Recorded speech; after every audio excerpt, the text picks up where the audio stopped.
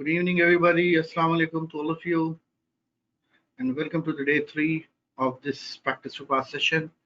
My name is Hamad Server. I'm your facilitator for this session. I hope you people are enjoying the session. It's a day 3 of the session, and I hope the session is going to give you some benefits in terms of the conceptual understanding that you people are gaining from this session.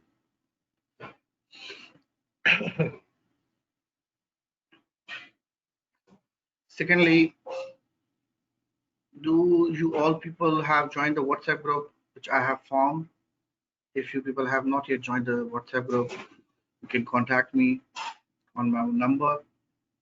I will share you my number on this chat box. You can just send me a message and I will add you on the WhatsApp group. Secondly, those who are repeaters, who are reciters, who have given the exam previously and got flunked, I have a special plan for them. So if someone wants that special plan for me, you can just send me a message. But the condition is if you are a reciter.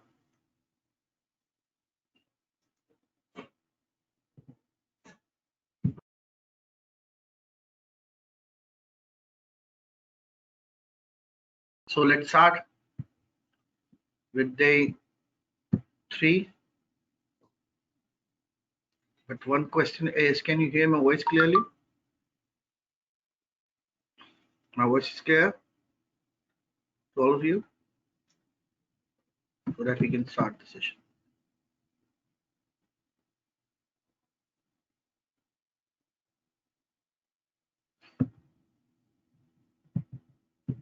Okay, so let's start the session. Day 3.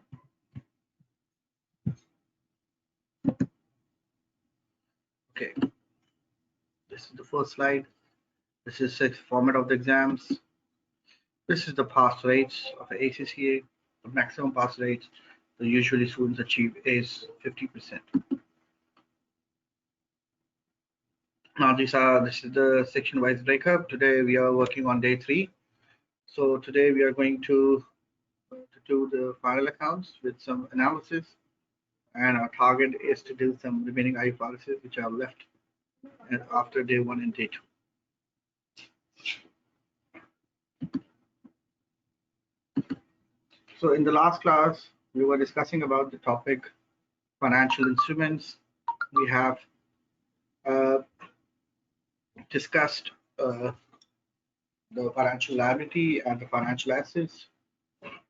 And in the financial asset, we have discussed about the treatment of equity instrument and debt instruments. So now we are working on the convertible loan section. So let's start with the convertible loan.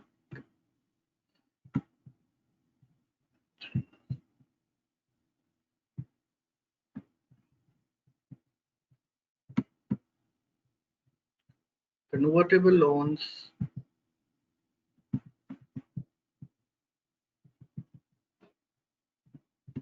means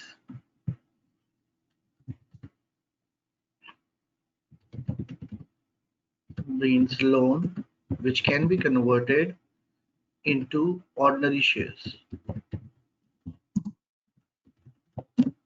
So what we do actually, we add into the simple loan an equity option.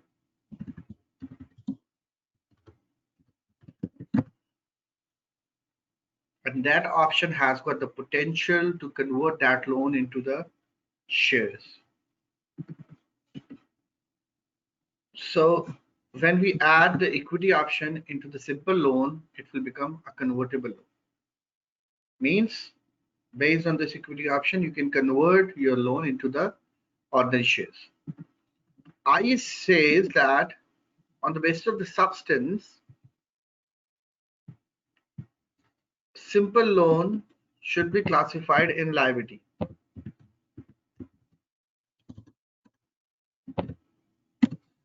And the equity option should be reported in the equity section. But when we talk about the convertible loan, it includes both the liability component and the equity component. So suppose the value of the loan is 600,000. So this 600,000 includes some of the portion of the liability component and some of the portion of the equity component. So one of the requirement of IFRS IS 32 is to separate the equity and the liability portion and record it separately. So we have to break the amount, assuming the value of the liability is 500,000. So the residual value will be the value of the equity. So if the value of the liability is 500,000, so the difference will be the value of the equity. Then this amount should be reported in the under equity section, and this amount will be reported under the liability section at the balance sheet.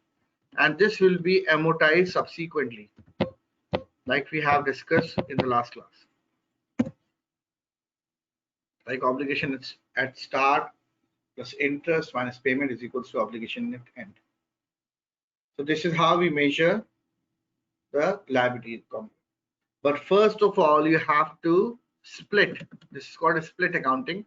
You have to split the value between the equity and the liability. So how we can break the total amount of the convertible loan into equity and liability? So IFRS says that in order to calculate the value of the liability,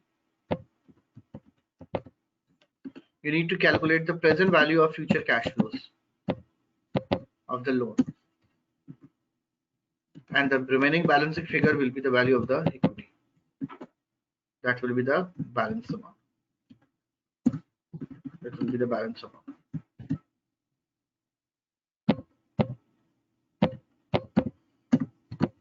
Is that clear?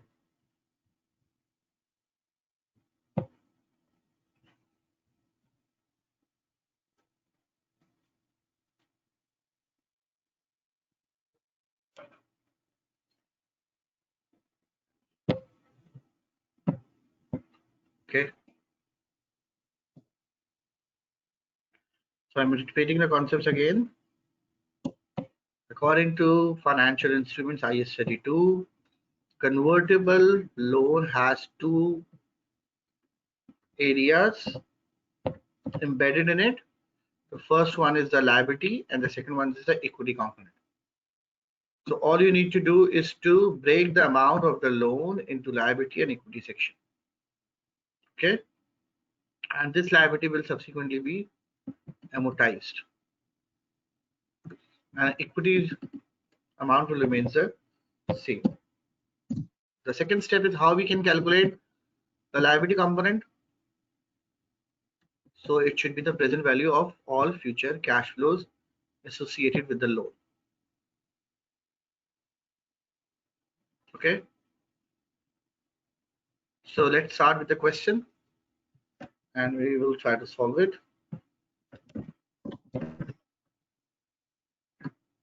Now here we have a question for you. It says on 1st January 2005, a 5% convertible loan note is issued for 5,000. The loan is repayable after 3 years for a cash of 5,000 or may be converted into equity shares. The market rate of the interest loan of a loan without conversion, with no conversion option, is 8%. So assuming this loan is just, this convertible loan is just a loan, then what will be the cash flows? So the life of the loan is 3 years. So its cash flow will be calculated at 3 years. Cash flows will be calculated as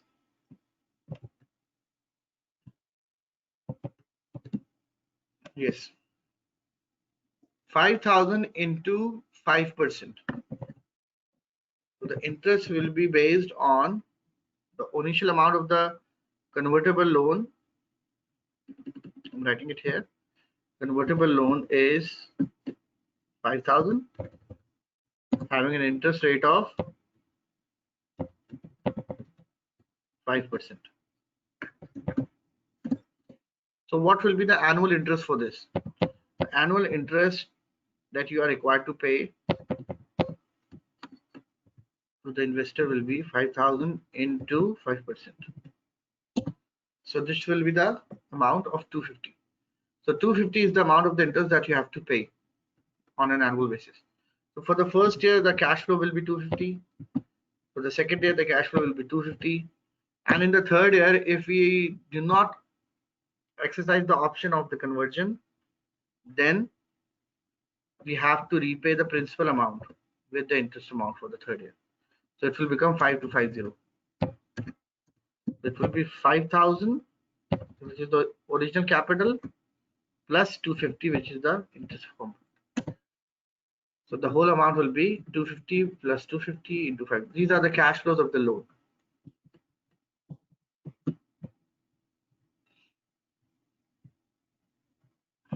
Now we have to use the discount factor in order to calculate the present value. Always remember this, the discount factor will be used for the interest rate having no conversion option. So you can see in the question that the discount factor of the interest rate having no conversion option is 8%. So we have to take the discount factor of 8%. So the first year it will be 0.93, 0.86, 0.79. 0.93 for the first year, 0.86 for the second year, and 0.79 for the third. So this is the discount factor, and now we are going to calculate the present value of these cash flows. Present value will be calculated as 250 into the discount factor, which is 235.5. So when we add these three values, we got the value, final amount, and by adding these all the values, we got the value of liability.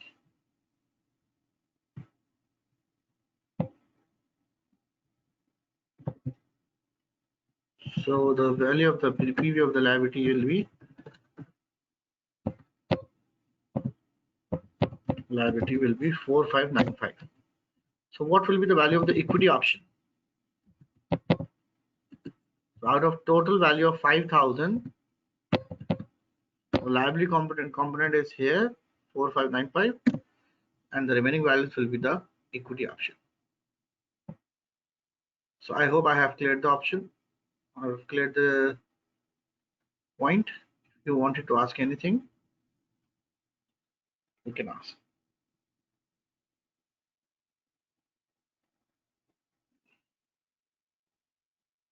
There's a student who wanted to ask how to solve the prior period adjustment.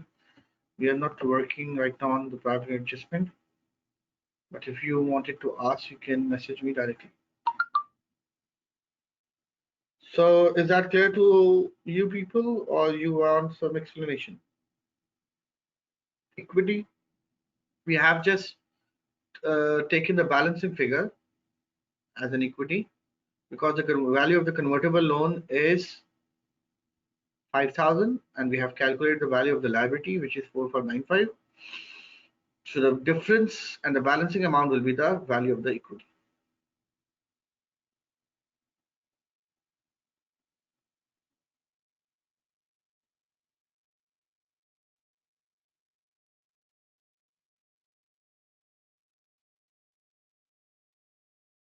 Five two five zero.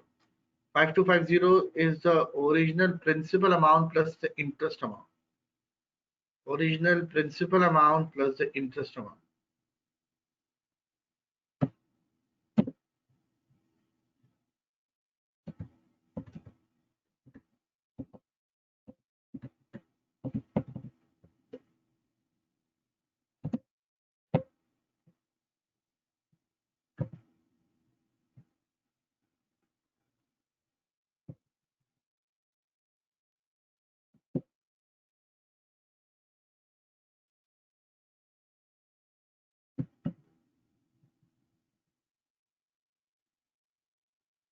Should I move forward?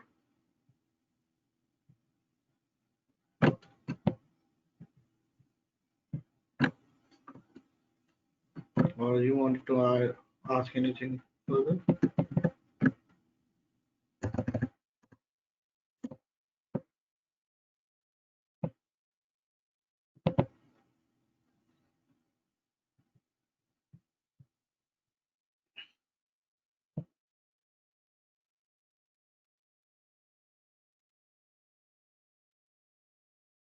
Convertible loan. CL means convertible loan.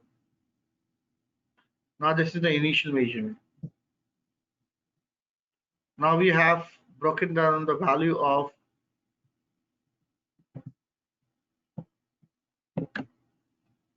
convertible loan.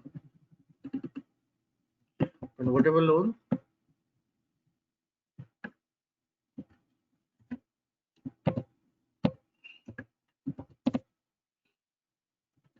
Now, after initial breakdown, you have to measure the liability subsequently using the amortization table. So obligation at start plus interest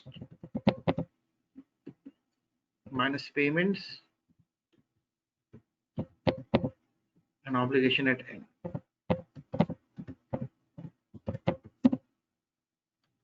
So the first year, the obligation at start will be this amount plus interest will be this amount into 0.08% and payment will be made at the nominal rate and the obligation at end is calculated by adding and subtracting these values. Minus obligation payment.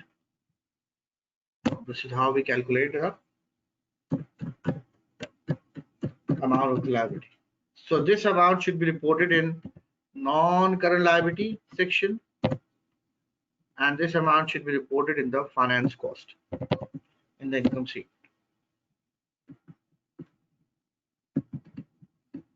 So I hope I have cleared this point. If you wanted to ask anything, you can ask. No, 5% is not useful to calculate the finance cost because when we separate the equity and the liability component, when we separate the amount of the equity and the liability component, then pure liability rate interest rate should be used for the calculate the finance cost. So 8% is actually the effective rate in this question.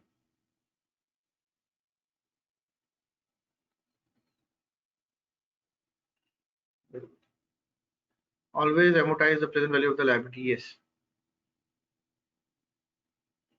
Interest is calculated as the outstanding obligation into 8%.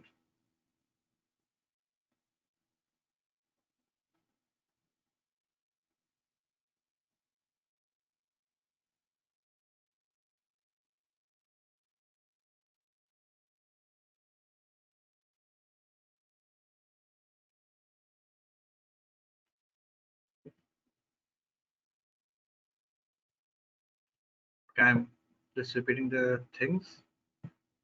How we have calculated this interest?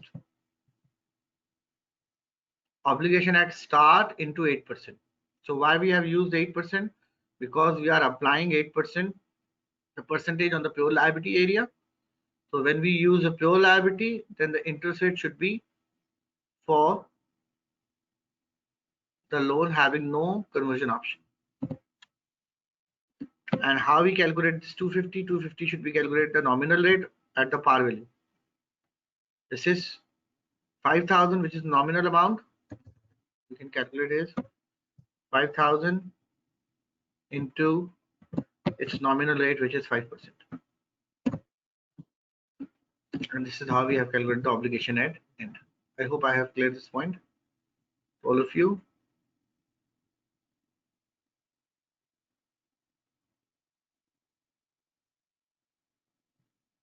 Why do you need to use no conversion option interest rates? Why you need to use no conversion option interest rates? Okay, there are some students who wanted to ask about the concepts. Believe me, I cannot tell you the concepts in details here in this session because we have a limited time period. I can only teach you how to solve the question and what should we have to use rather than why we are using this. If you wanted to know about the why, so the why answer can be asked on my WhatsApp number personally. You can call me, you can send me the message why we are using this. But in this session, I can only teach you this is the way that you have to follow. Okay. So if it is cleared, then I am giving you a short question because it is one of the most favorite area of the examiner. So this is the question, exam question for you. I'm giving you just 2 minutes to solve it and calculate the equity and the liability component. You have only 2 minutes to calculate the equity and the liability component.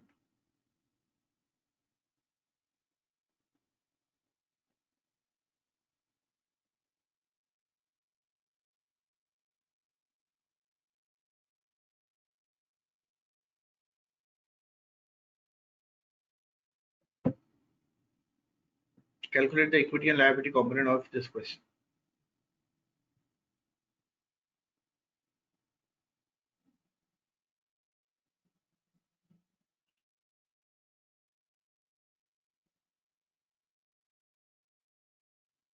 Yes, you can ask me directly in my WhatsApp number. Uh, I will send you the detailed answer or the detailed concept.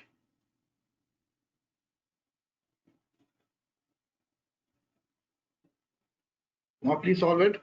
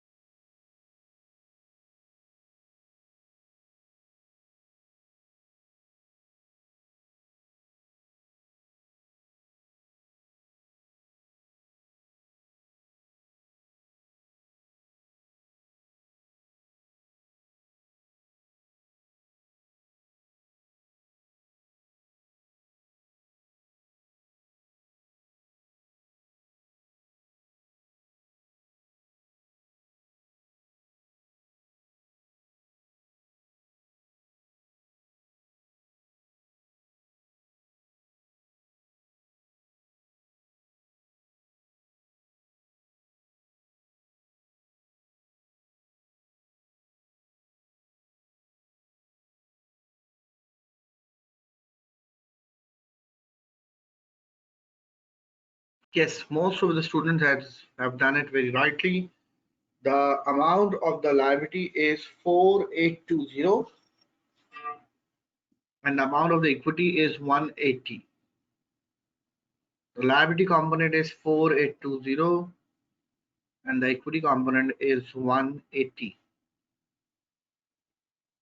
So this is the initial split. The interest that should have to be charged in the income statement when we use the amortization table should be 386.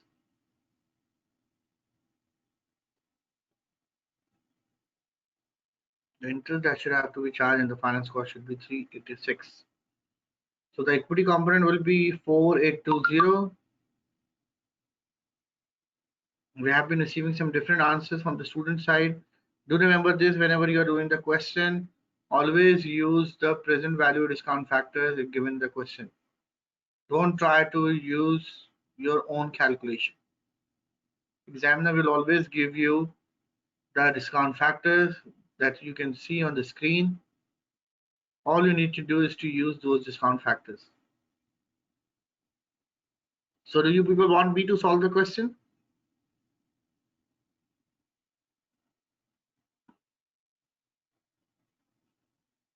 Or you have done it already? So there are a few people who want me to solve.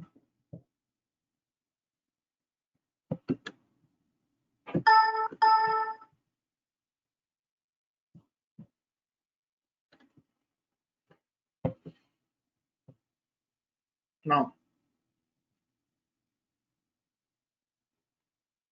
first we need to calculate the cash flows.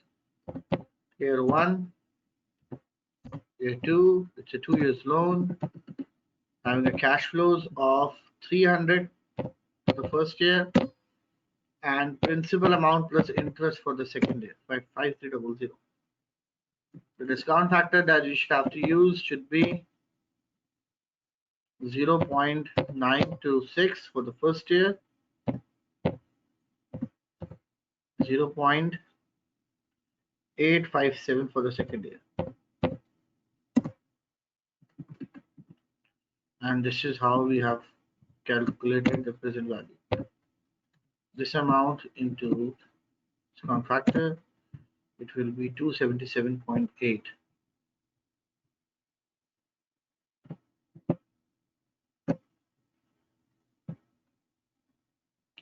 So when we add these two figures, we got the value of 4820, which is the value of the liability.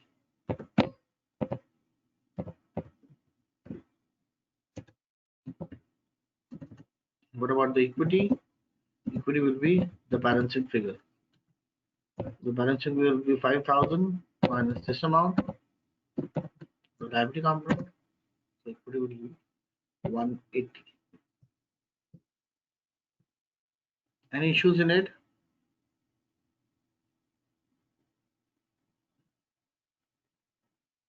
What if we are paying in advance? We never pay the amount of the loan interest in advance. So in this situation, you will never encounter any question in which the examiner will give you the advance case. Advance situation will only appear in leases stop. We will take discount factor of the percentage we are using. We take the discount factor. Always we take the discount factor in this type of questions, which was mentioned in the question paper. Why don't we take the 6% present value? 6% is the nominal rate that includes the equity and the liability. So in order to calculate the liability component separately, you have to take the interest rate of the similar loan having no conversion option. So it is actually the discount rate of the simple loan that we use to calculate the actual amount of the liability.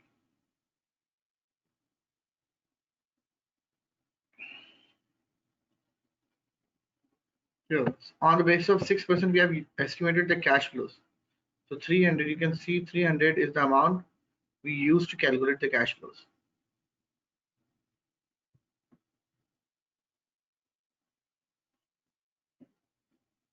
Payment is the fair value, yes, into loan rate. Now I'm going to measure the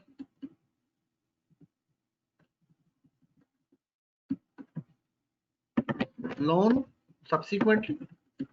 Obligation at start plus interest minus payments is equals to obligation at end. So obligation at start will be this amount plus interest will be based on the effective rate of interest we have been given us is 8%.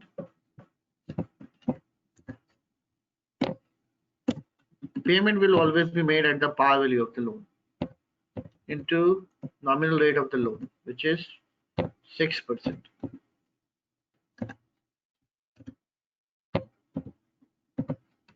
And the obligation at end will be the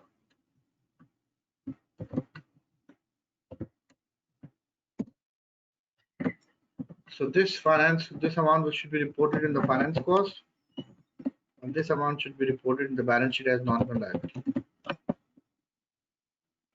I hope I have cleared the points.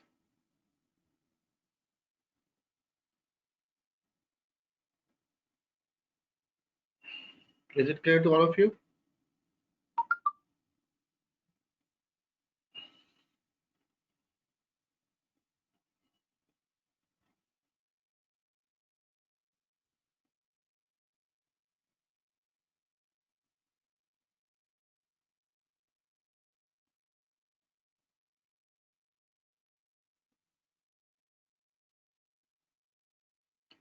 If we have the issue cost, it will be divided between the equity and liability based on their weightages.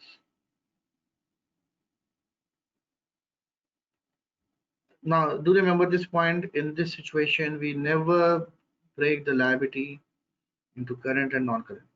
It will always be reported in the non-current liability. Weightage will be based on its value.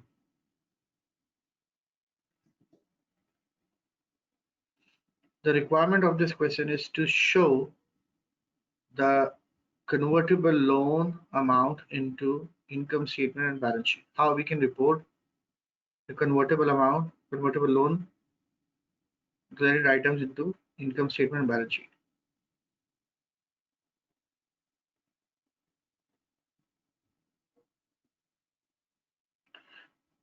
The question may shares 2 to 1. It is actually the ratio at which it will be converted. But we do not need to take the conversion option. We are only taking the basically financial statement impact on the financial statement before conversion. So it is not in our scope to convert the loan into ordinary shares. Does it show 180 in equity? Yes, 180 should be reported in the equity section with the name equity option, and it will remains the same. Should we move forward?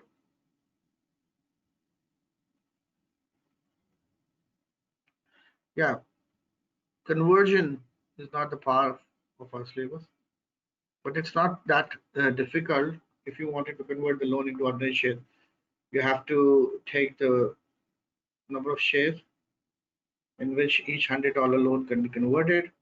You have to divide it by 100 and multiply it by the number of shares. You will get the value of shares. So the accounting entry will be loan debit, share capital, and share payment credit.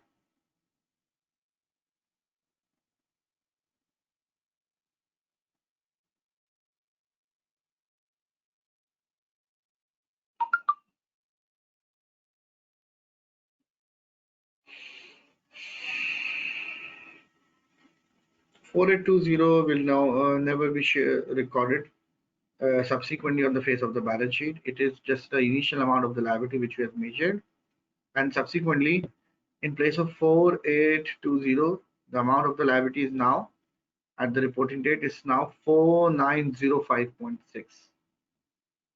So 48020 is just the initial amount of the liability, but it has increased over the time period because of the interest rates. So I think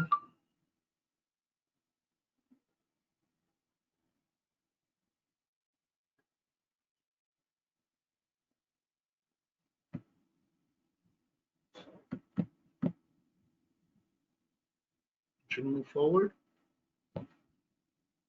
Now, under the scope of IFRS 9, there is a concept called factoring. Factoring can be with recourse and without recourse. What does the factoring means? Factoring means that you are selling your data actually to some other parties who will recover the amount from the customers and will pay you the upfront amount initially and the remaining amount subsequently. I'm repeating it. The concept factoring means that you sold your data to someone who will receive the payment from your customers on your behalf, but they will make you the payments in upfront payments initially and the remaining amount after the recovery. So what will be the benefit of factoring companies? This in whole situation, in whole scenario, they will charge a commission for this service. But we all know that there is a risk attached with the data, which is a bad debt. But that who will going to bear the risk of the bad debt? So they actually provide two types of services. The one is with recourse, the second one is without recourse. With recourse service means the risk of the bad debt should be borne by the company. And without recourse means the risk of the bad debt should be transferred to the factoring company. So what is the difference between these two treatments? If the risk of the bad debt is still borne by the company, then you cannot de-recognize the assets, means debtors. Instead, you recognize the whole amount that you have received in the loan account. But in without recourse, you can de-recognize the asset because the risk is transferred to the factoring company, and the amount of the commission that you will pay to the factoring company will be charged as an expense. So there is a difference in the treatment. In the without recourse case, without recourse situation, what you will do, you will receive the amount from the customers, the accounting entry will be cash debit and receivables credit. And the commission that you will pay to the factoring company will be charged as an expense. But in the with recourse situation, in the with recourse situation, as the risk is not transferred to the factoring company, you can recognize the whole amount that you receive in the loan account, and subsequently you have to book a finance cost on the loan account, which is the interest rates.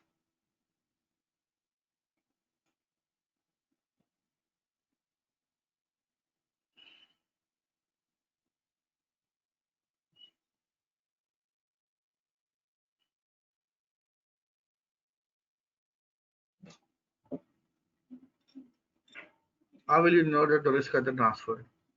It's mentioned in the question that if the question tells you that the risk of the bad debt will be borne by the company, means it's a with recourse situation. But if the risk of the bad debt will be transferred, but from the exam point of view, it's an exam date. Examiner will only ask you the question from the with recourse area. Examiner will not going to ask you the without recourse situation.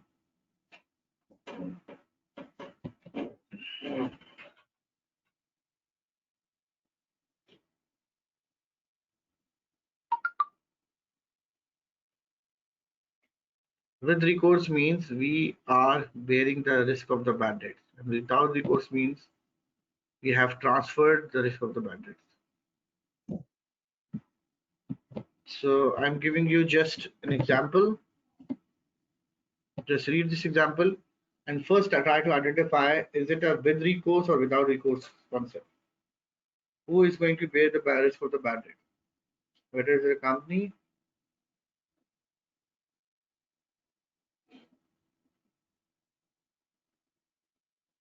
or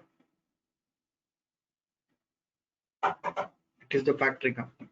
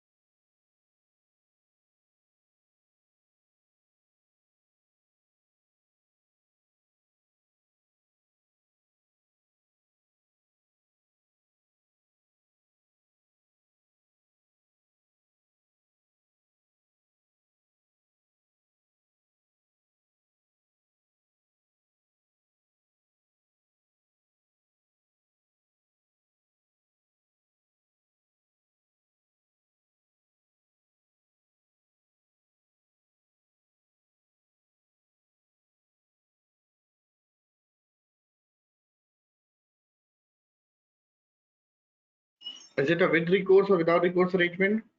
The answer is it is the with recourse arrangement. Yes, means the risk of the bad debt will be paid by the company. It's not without recourse, it's with recourse. How? On 1st September 2003, lead law factored 2 million trade receivables to the finees. So lead law is actually the company who has sold its debtors to finees company. Lead law received an immediate payment of 1.8 million. Under the factoring agreement, any receivable not collected. Now this is the point. Any receivables not collected after 4 months will be sold back to the lead law. Means if the amount is not collected, then it will be returned to the lead law. Means the risk of the bad debt should be borne by the lead law company. So this is how we have identified that it is a with recourse situation. So this adjustment is related to IFRS 9 actually. Now, what will be the accounting treatment of this 1.8 million?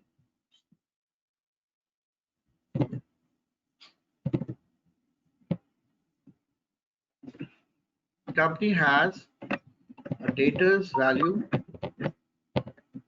2 million. Now I'm giving you the example of with recourse. What will be the accounting entry in with recourse situation?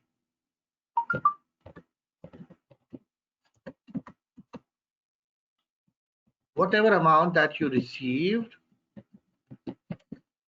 should be transferred cash debit 1800 in the loan account.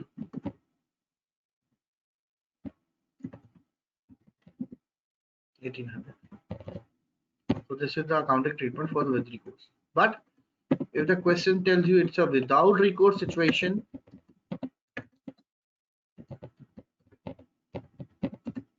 the accounting entry will be simple that you normally made when we receive the amount from the customers. The accounting entry will be cash debit 1800, cash debit 1800, and debtors credit by 1800. So honestly speaking, if you see this accounting entry, you can identify this. The examiner is not going to be interested in this accounting treatment because you know that whatever amount that we have received from the customer should be recognized in cash and debtors account. So it is a normal accounting entry which even a student of paper F3 knows. But the without recourse, but the situation of with recourse is important because you are receiving the amount from the customers, but you are recording it in the loan account. So this is important. Is it clear to all of you?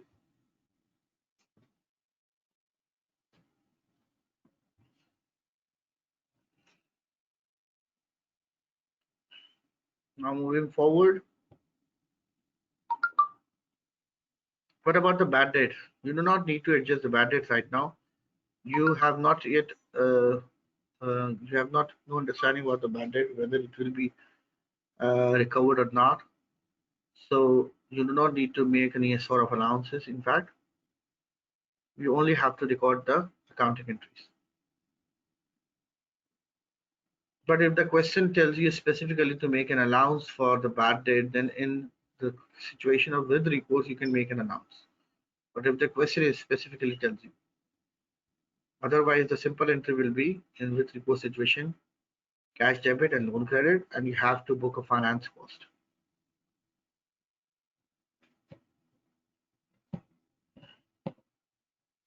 But the key point that you should remember this, that in with recourse situation, we never de-recognize debtors. We never credit debtors account. But in without recourse account, we de-recognize the debtors account. So there's a basic difference which can be asked in the theoretical aspect.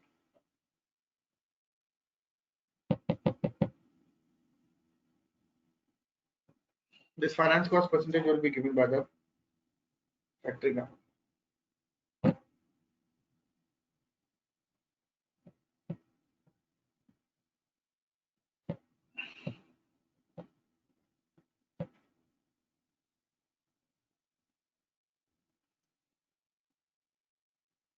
If the bad debt occur, what will be the accounting entry? You should know what will be the accounting entry for the bad debt.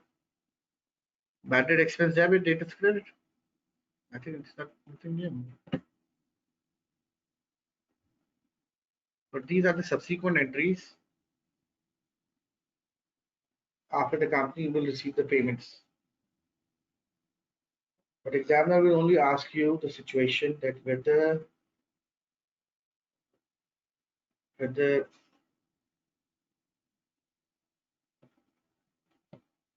yes, whether you have to de-recognize the data or not. So it is just the initial entries. Okay, let me tell you the final entries.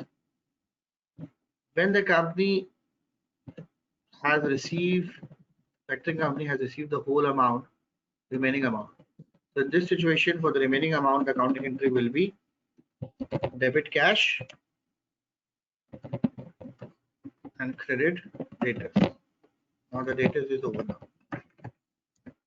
Irrespective of the amount of the bad debt, because the risk of the bad debt we have shifted towards the factoring up. So they will only record 200.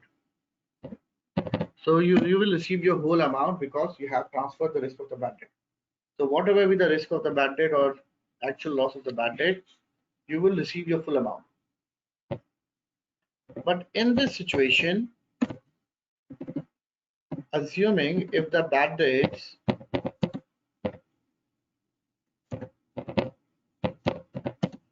is 500,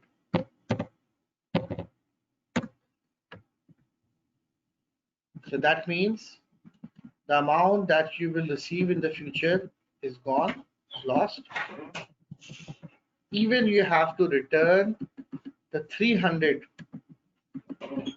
amount back to the factoring company, because the total amount of bad debt is 500 out of the total value of 2000. So your share will be 1500, but you have already received 1800 from the factory company. So you have to refund 300 to the factory company back. The loan should be debited by 300. Cash will be credited by 300.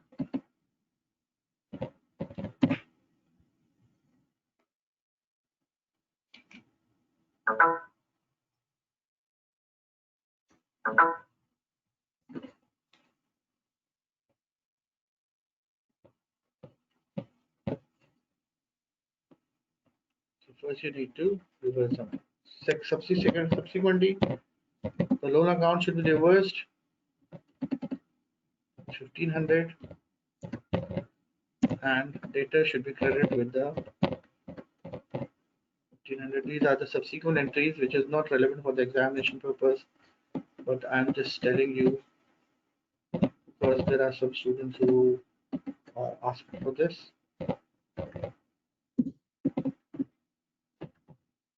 Is that clear? So these are the accounting entries.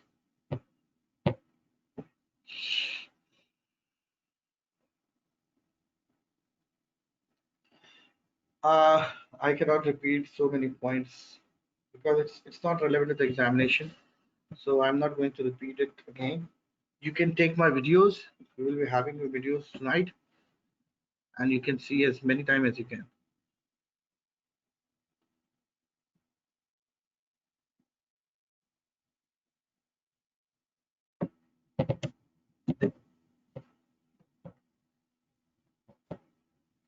So moving towards the next point,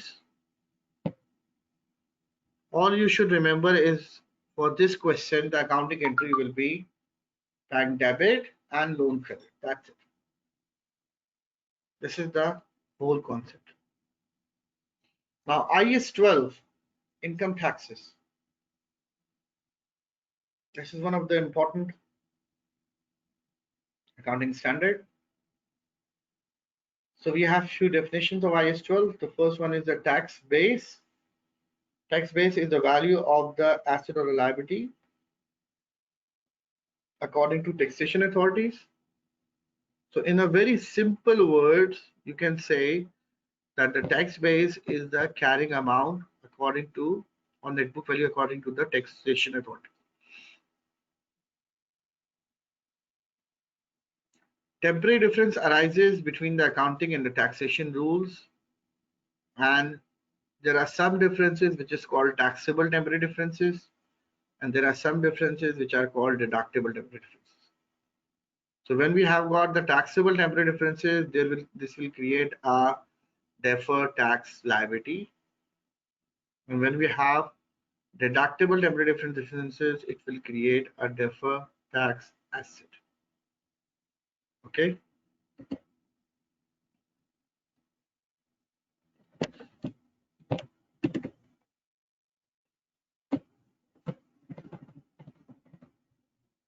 So working here, tax expense is actually one of the favorite area of the examiner.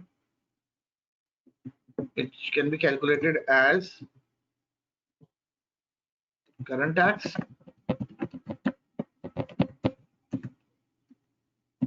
increase in deferred tax liability plus last year's under provided tax.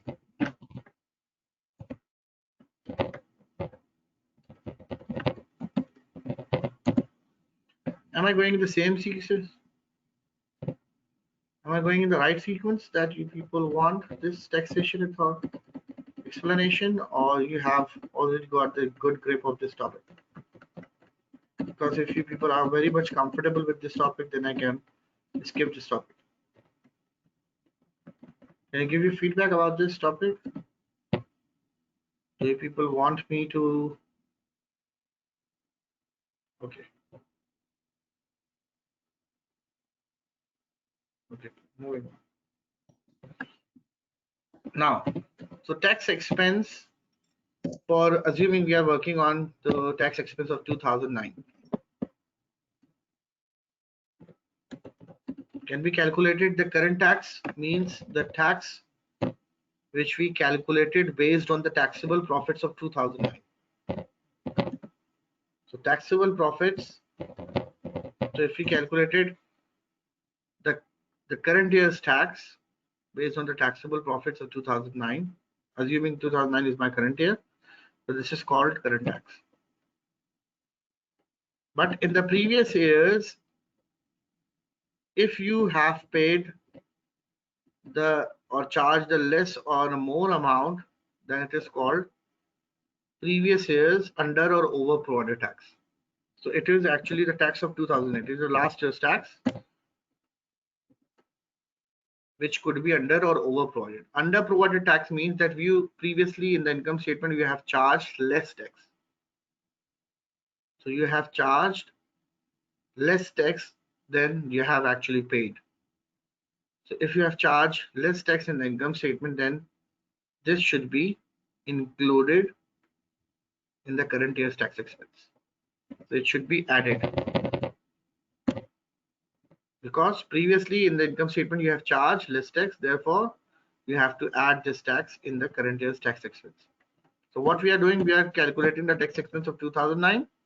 So it will be based on the current tax, which is the current year's tax actually, plus last year's under provided tax, means last year we have charged less expenses in the income statement, therefore we have added for this year. And increase in deferred tax liability. Deferred tax liability increase means there will be a increase in taxable temporary difference, TTD. Taxable temporary difference into tax rate, TR, the amount will be deferred tax liability. So there are three components of actually tax expense. The first one is the current year's tax. So the second one is last year's under provided tax, which should be added. So how from a trial balance I can identify whether it is a under provided or over provided tax? So if you have been given a trial balance and the amount reflected in the previous year's taxation account at a debit side. So if the amount shown to you on the debit side, that means it is an under provided tax of the previous year. And if it is on the credit side, then it means it will be the over provided tax of the previous year. Okay. Now what about the increase in DTL? So you have to take the opening difference between the opening DTL and the closing DTL. So if there is an increase in DTL, then it should be added.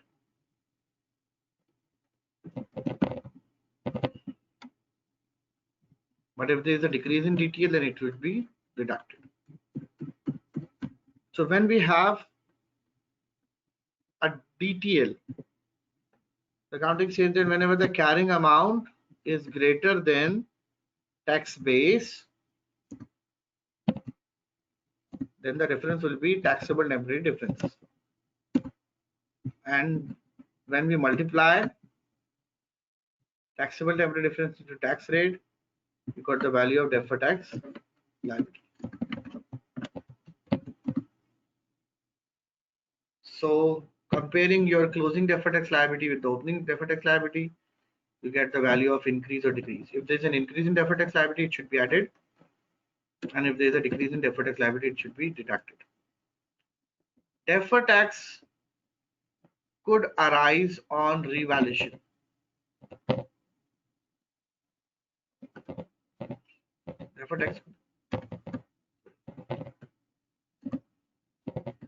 Deferred tax could arise on the revaluation.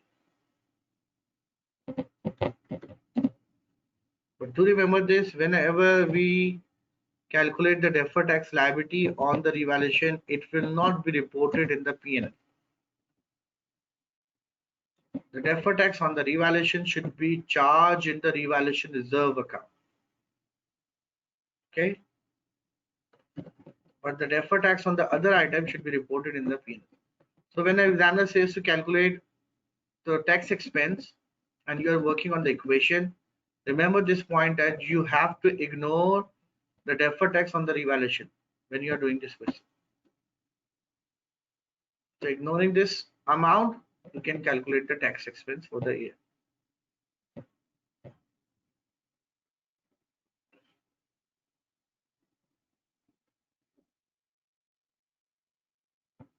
Yes, current tax debit means it's an under provided. Let's take an example of this. Now you can see here on the screen that we have been given a tax in the trial balance on the credit side. If we have been given a tax in the trial balance on the credit side, then it means it's an over provided tax. So over provided tax should be deducted from here. 130 minus 130. Over provided tax should be deducted. Okay. The second component is the current year's tax expense. When you read this particular paragraph, first paragraph, the balance on the tax in the trial balance relates to the underprovided tax from the previous prior periods. This is what we have already done. The tax estimate for the year ended 30th June 2008 is 2.1 million. This is my current tax. 2.1 million. 2100 is my current tax. Now, in order to calculate the tax expense for the year, we only need the increase or decrease in the DTA. Now, working on it, it says, in addition to this, there have been a decrease. There has been a decrease in the taxable temporary difference. Decrease in the taxable temporary difference means that the deferred tax liability has decreased over the period. So how we calculate the deferred tax liability? It will be is equals to minus sign. It will be the percentage of 2000 into the tax rate, which is 0.25.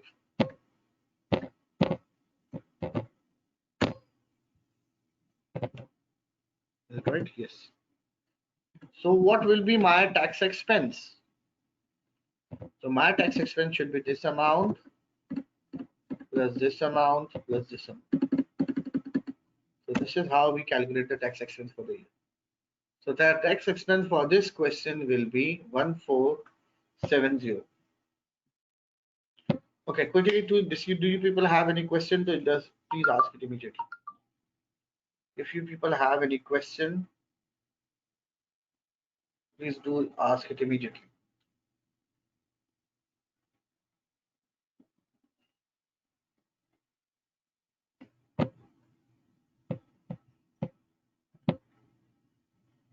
Is it clear?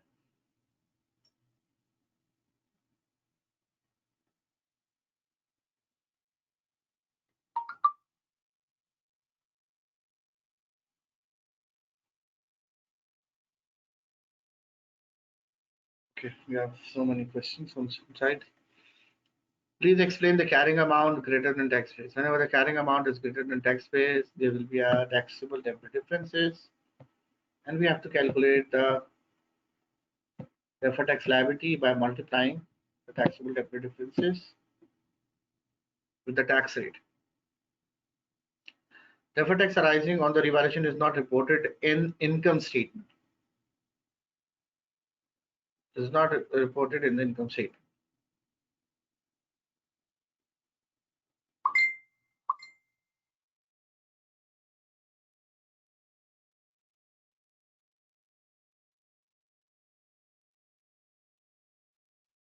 If a question debit and credit current tax same time, how it is possible? The examiner will give you the debit and the credit at the same time. Decrease in taxable temporary differences means there is a decrease in the deferred tax over the period. So your liability has reduced over the period. That means your liability has reduced over the period.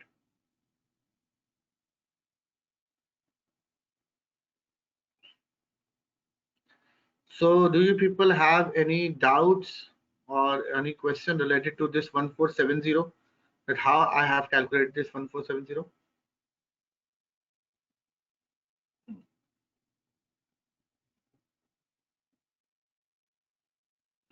I'm asking, please answer what you're asking. Can you repeat? Do we need to calculate the temporary differences in the exam? Yes, you might be, examiner might ask you to calculate the temporary difference in the exam.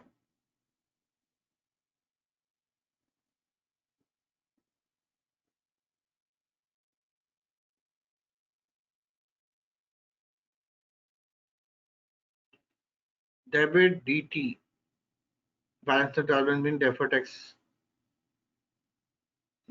asset. If you see a debit balance of the deferred tax in the trial balance, means it's a deferred tax asset.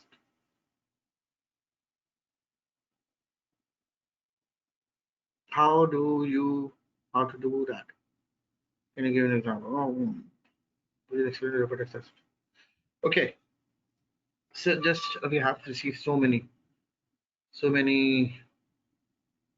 questions from the student side. Okay, I'm giving you a few examples of for only deferred tax. Okay.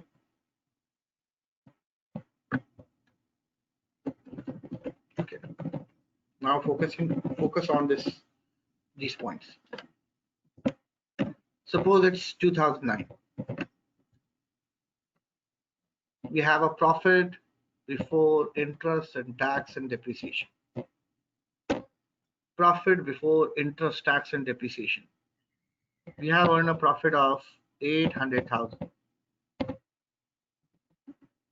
Who we are? We are actually working on the accounting side. The tax authorities on the same in the same year has no issues if your reported profit is 800,000. Okay, I'm just giving you the example. Company says that we will charge the depreciation on the asset at the rate of 1,50,000. The company is charging a depreciation of 1,50,000.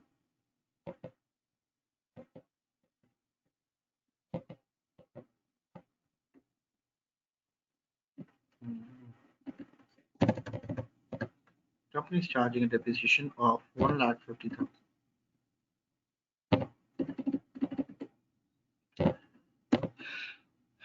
So what will be my PBIT? PBIT, profit before interest and tax. So this amount will be 6,50,000. Okay. But the taxation authority says that we will charge a depreciation of 2,50,000 because they have different rules and they charge depreciation according to the tax law.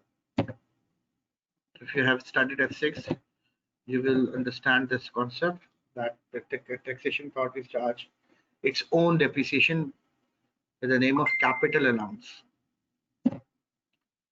So this is actually the situation of accounting, and this is the situation of taxation. According to us, our reported profit is 6,50,000, but according to taxation authorities, they are saying the reported profit is 1,50,000. Now we are charging tax at the rate of 10%. Focus on what I am saying right now.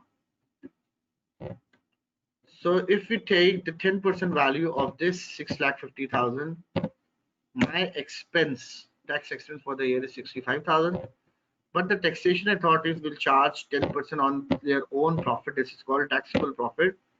So their tax will be 55,000.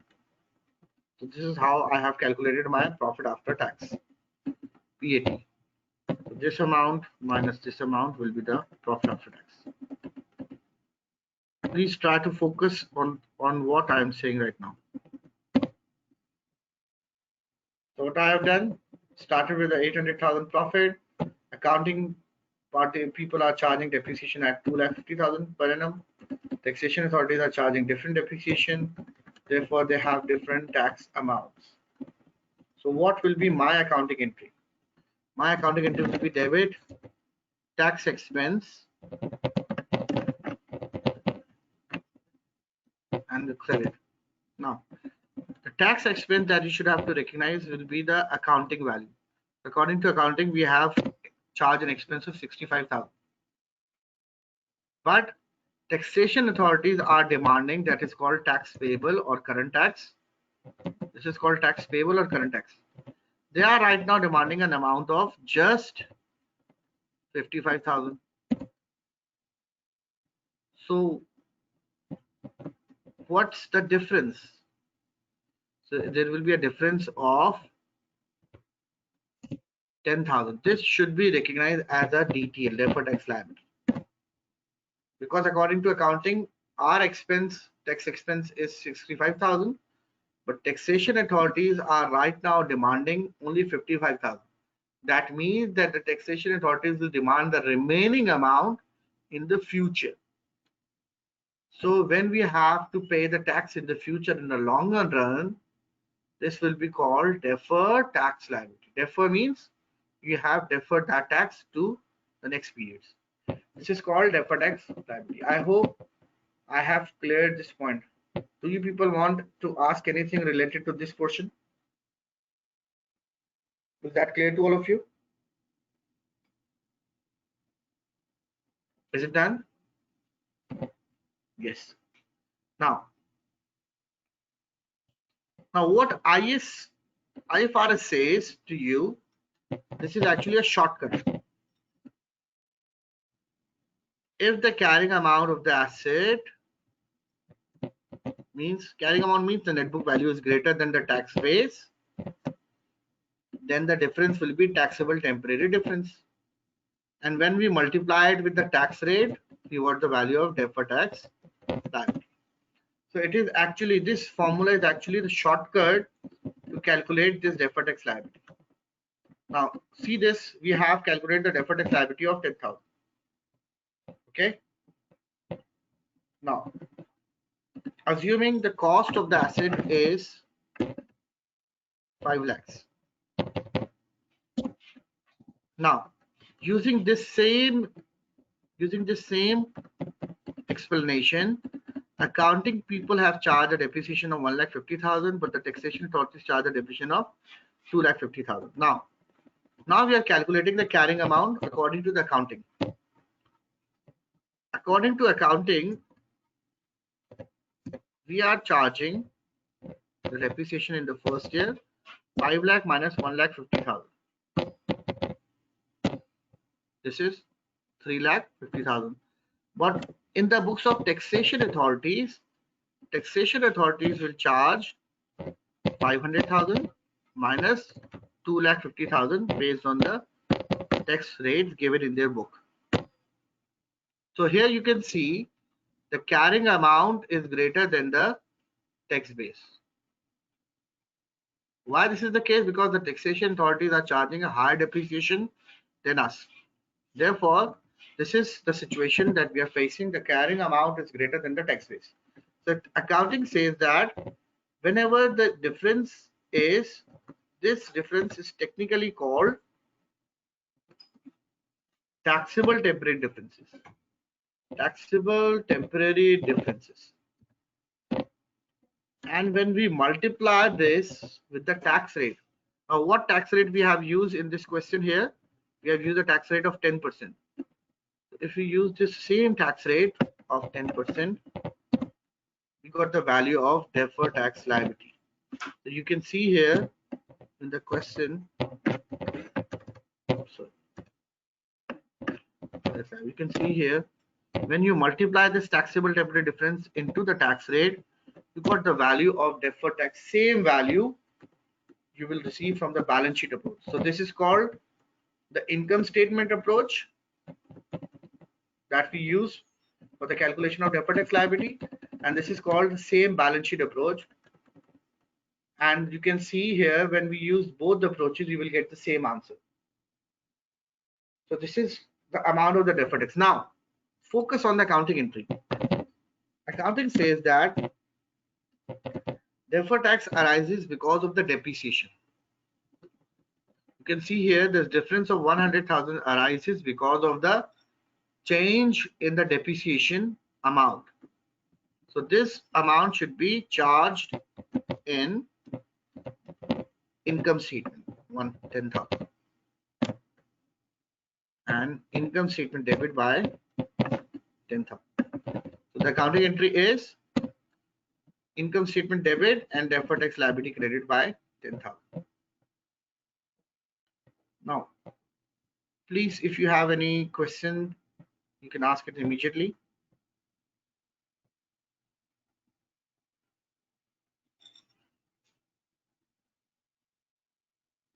This 10,000 will be deducted from the tax expense.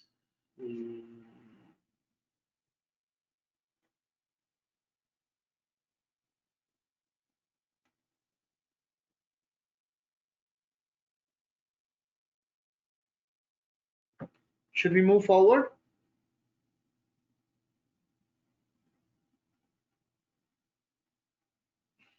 Okay, moving on.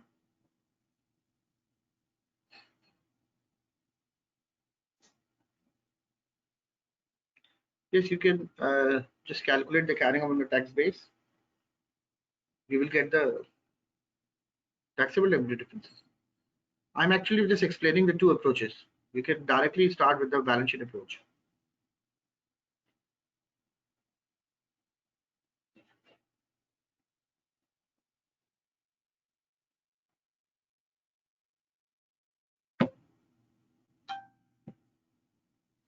Okay. What if there are the students who wanted to ask that what if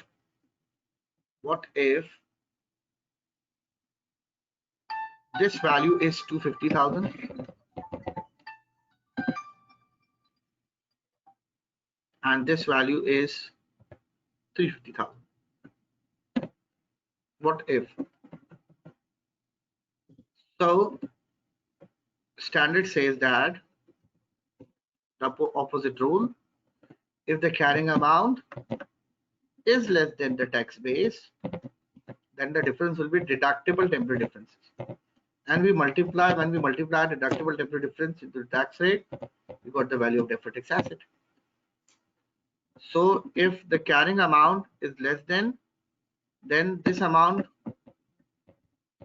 of 100,000 will be called deductible temporary differences. And when we multiply this with the same, we got the value of deferred tax asset. So this would be named as deferred tax asset.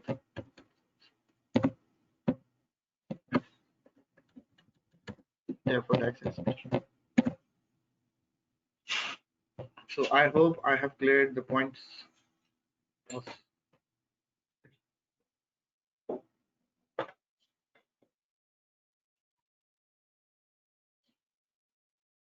So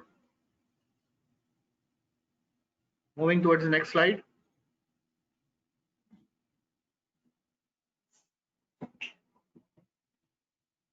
Deferred tax asset is an asset actually. So the accounting entry will be debit credit. Accounting entry will be deferred tax asset debit and income statement credit. So what does it mean? It means that the deferred tax liability increases the expense for the year. It increases the expense.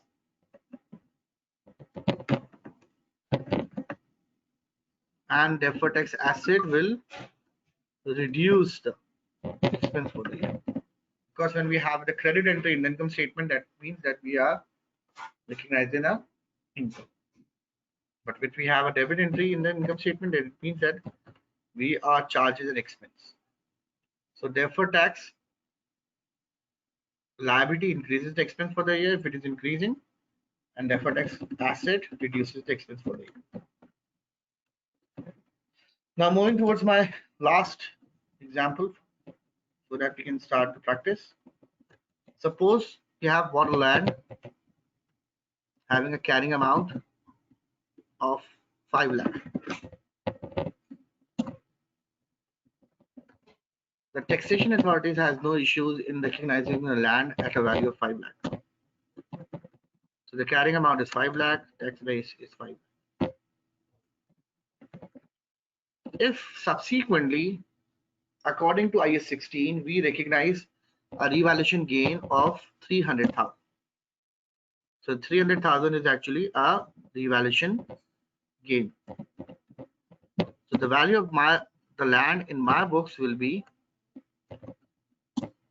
800,000. So if you have earned a gain of 300,000 on the land, you have to give the share of tax to the taxation authorities as well. Taxation authorities initially never recognize the revaluation gain. So here you can see that carrying amount is greater than the tax base.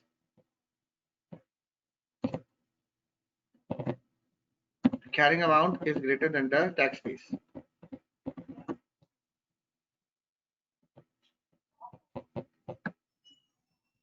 Now in this situation, there will be a taxable temporary difference of 300,000. So 300,000 is actually the exact amount of the revaluation. And the tax rate is, if it is 10%, so there will be a deferred tax liability. So always remember this point. We will always record a deferred tax liability on revaluation gain. So if we have got the revaluation gain, there will be a deferred tax liability. So what will be the accounting entry? IAS 16 says that when we do the revaluation, the accounting entry will be asset debit when we do the revaluation, and the credit entry will be made in the revaluation reserve account. So suppose company has done a revaluation of 300,000, the value of the land.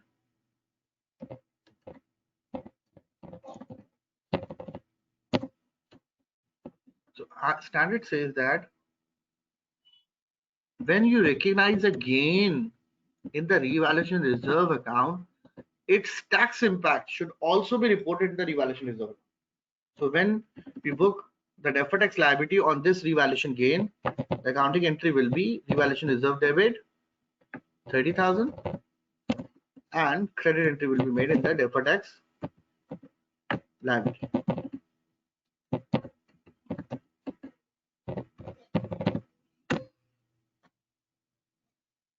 So I'm just summing up the accounting entry's impact. If the tax arises because of depreciation, then it will be charged in the income statement. But if the tax arises because of the revaluation gain, because the revaluation gain is reported in the equity, therefore this tax impact should also be reported in the equity. I hope I have cleared the points.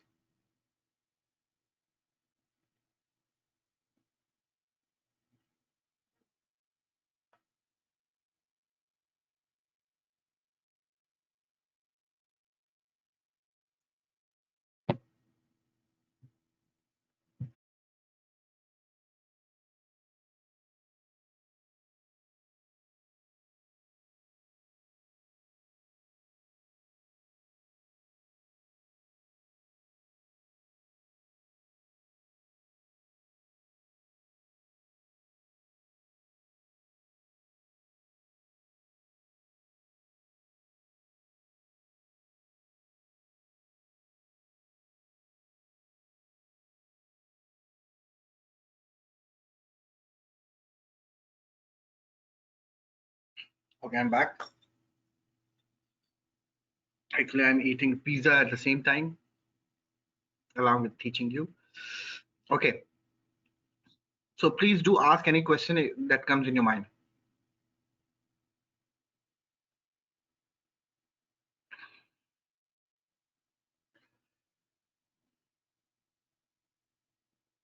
If you evaluate it, then after this, the depreciation will be charged.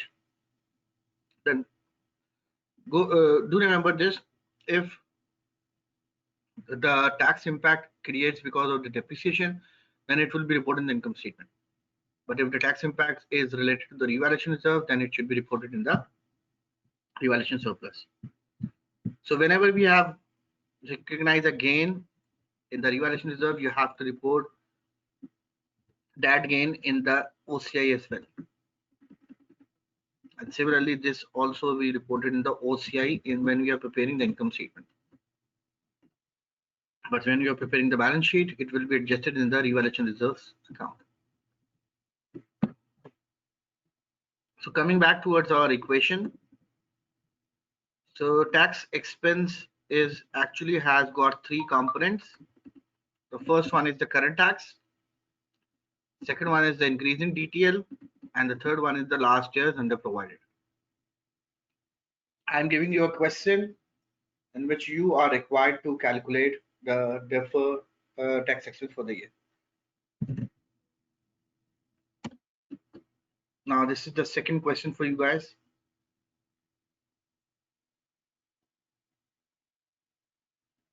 Just read it and calculate your answers.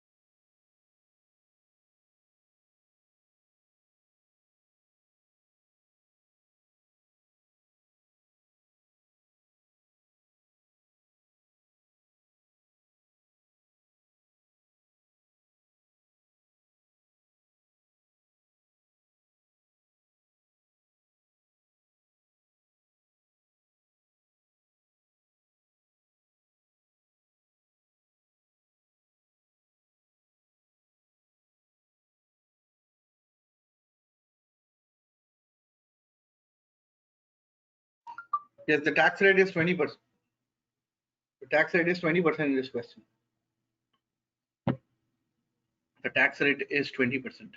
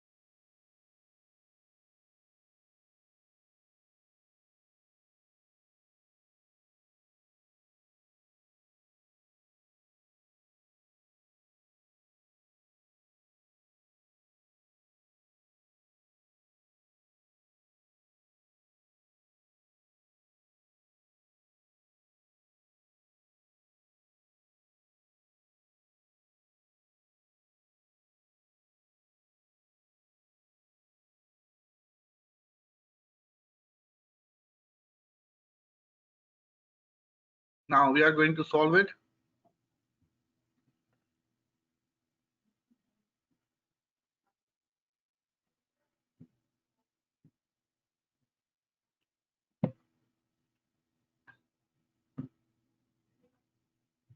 Now you can see in the question that we have been given an opening balance of the deferred tax, which is 3,200.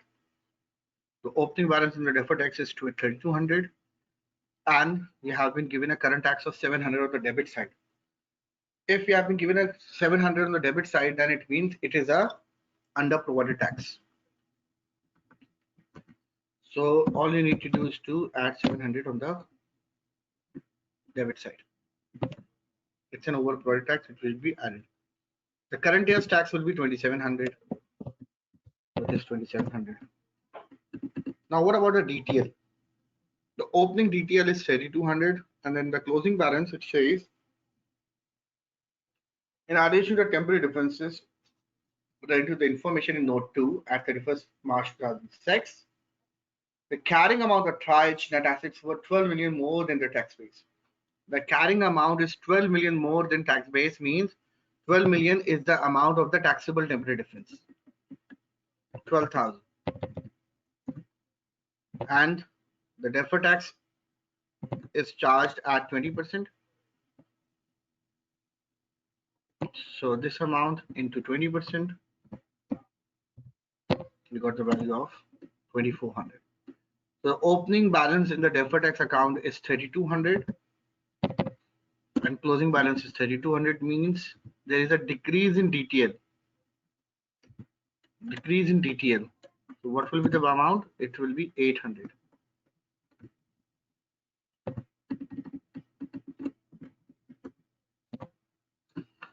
So the right answer for the tax expense of this question is 2,600. Very good. So there are some students who have calculated the answer correctly, and I must say that they are now experts of taxation. What to repeat? What to repeat? What you want me to repeat? Please explain.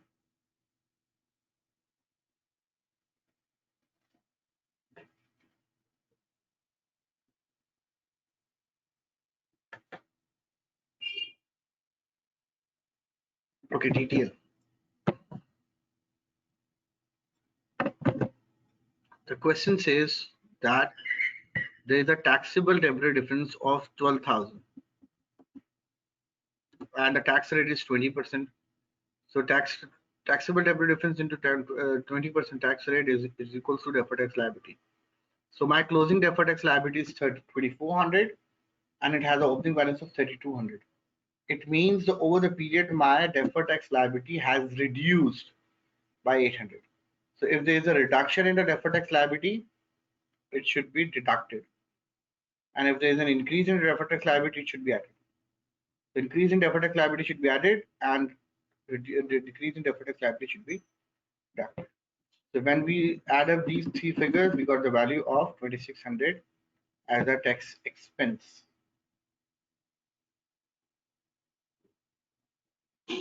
Now, what about the balance sheet? In the balance sheet, you have to report the current tax in the current liability and the closing deferred tax liability in the non-current liability. So with respect to balance sheet, if you talk about the balance sheet, this amount will be reported in the current liability and the closing deferred tax liability should be reported in the non-current liability. This is with respect to the balance sheet. But the question says one more thing. In addition to the temporary difference related to the information note 2, whenever the question says to you like this, that the information is present in the note 2, that means they wanted to incorporate the tax of revaluation as well. But we know that in the income statement, we never charge the tax based on the deferred tax based on the revaluation reserve. Therefore, we can just ignore this information and calculate the tax expense.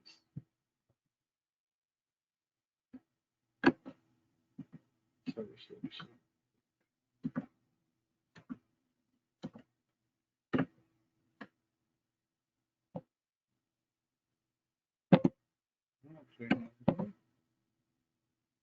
I don't know.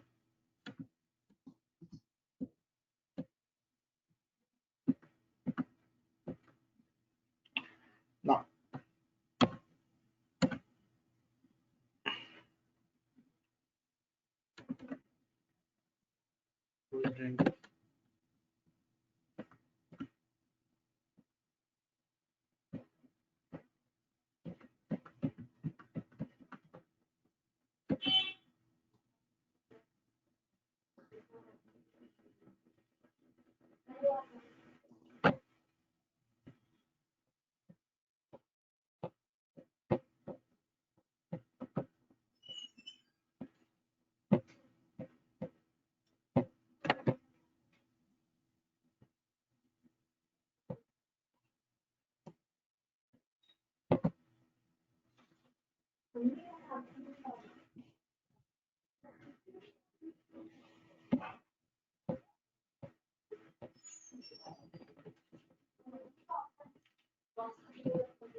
Okay, now I'm giving you the question. I want all of you to please attempt this question and respond your answers in the chat box.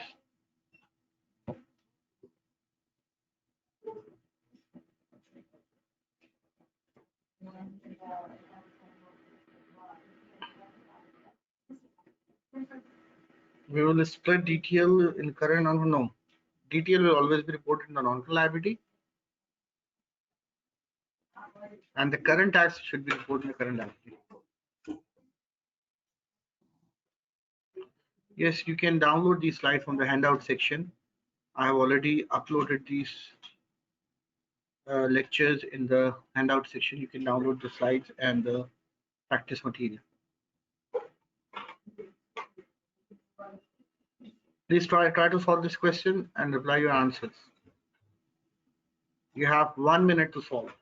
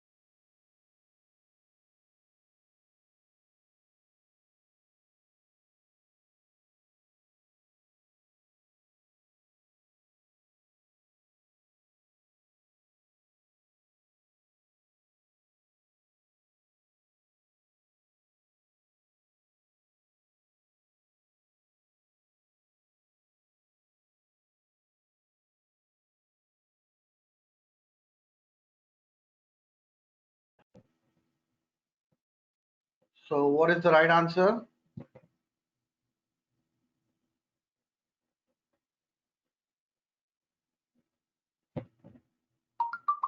What is the right answer for this question?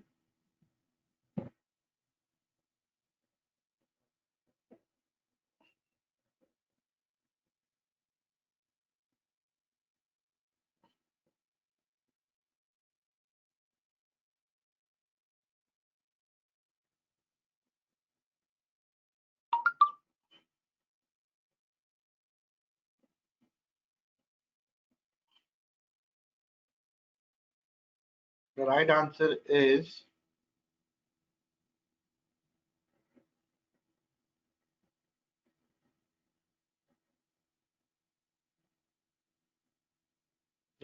C.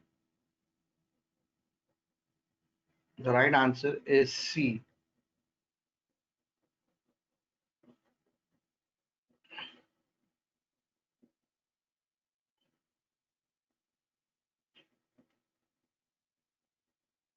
You have to be very careful when you are attempting the MCQs because there are some minor and silly mistakes that we made when you are while attempting MCQs, and we got 0 marks because in the MCQ section, if you attempted the question correctly, you will get full marks, and if you even have done a minor mistake, you will get no marks.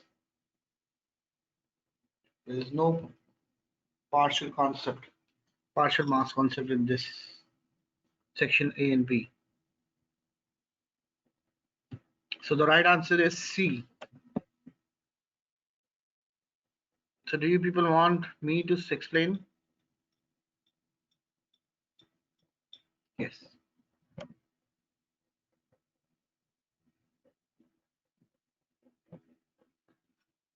In December 2005, Mighty IT company revalued its corporate headquarters prior to the revaluation. The carrying amount of the building is 2 million and it was revalued to 2.5 billion. When you see the requirement, it says that what is the impact of property revaluation on the income tax expense. So when we're talking about the income tax expense, there will be no impact on the income tax expense if we revalued the building from 2 million to 2.5 billion. This is totally clear. Mighty IT company also revalued sales office on the same day. The office has been purchased for 500,000 earlier in the year, but was subsequently discovered reduced its value to 400,000. So here you can see no depreciation charge on the sales office and any impairment loss is available for the tax purposes. Do remember this point that we have recognized an impairment loss, but the taxation authorities does not recognize the impairment loss immediately. And you should understand this concept that the impairment loss should be recognized in the income statement. So therefore its tax impact should also be reported in the income statement. So I'm just trying to solve it. Company has got a building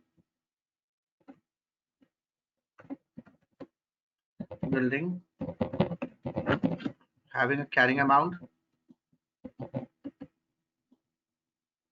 of 2 million on a tax base of 2 million. Subsequently, company had revalued this figure and the final amount has become 2,500. But tax base will remain the same. So there will be a difference, taxable temporary difference of 500. This is called the taxable temporary difference, but its tax impact will go in the revaluation reserve account. So if the tax rate of the question is 30%, whatever be its tax amount will be, it will go in the income state, or it will go in the revaluation surplus. Therefore, from this question's perspective, this information is irrelevant. But we have another information having a carrying amount and tax base. Company has a sales office with a value of 500. Subsequently, company has incurred an impairment loss and its value is now become 400. But the taxation authorities never recognize the impairment loss initially. So when we take the difference between these two figures, you got the deductible temporary difference, because here you can see the carrying amount is less than the tax base. There will be a deductible temporary difference, and when we multiply it with the tax rate of 30%, we got the value of deferred tax asset. So when we have a deferred tax asset, the accounting entry will be deferred tax asset debit by 30 and income statement credit by 30. So if the income statement is credited, then it means the tax expense is reducing. I hope I have explained the concepts clearly. You can see here in the income statement section. This is again one of the questions which the examiner has highlighted that most of the students will not be able to answer it.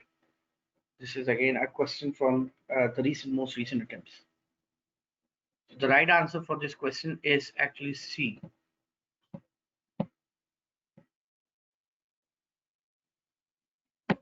Is that clear to all of you?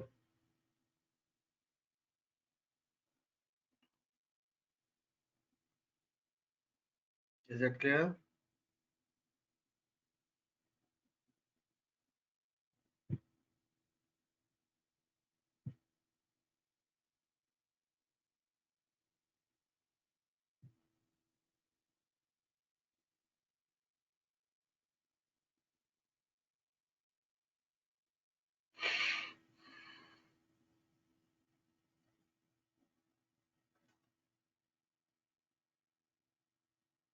Yes. Upward evaluation is recognized in the evaluation surplus. Downward evaluation is impairment loss is charged in the income statement.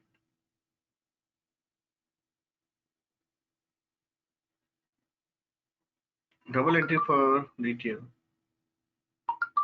Yes, we have recognized the deferred tax asset. It's not DTL. It's DTA actually because of the impairment.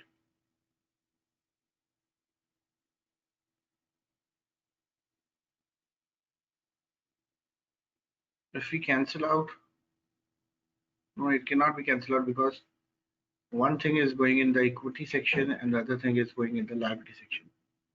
So 1,20,000 is the wrong answer.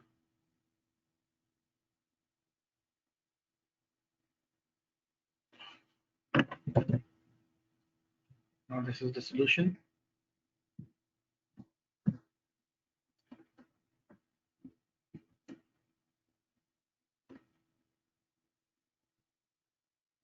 This part of the tax should be reported in revaluation surplus. But this part of the tax, because it arises because of the impairment loss, which we recognize in the income statement. Therefore, its deferred tax impact should also be reported in the income statement.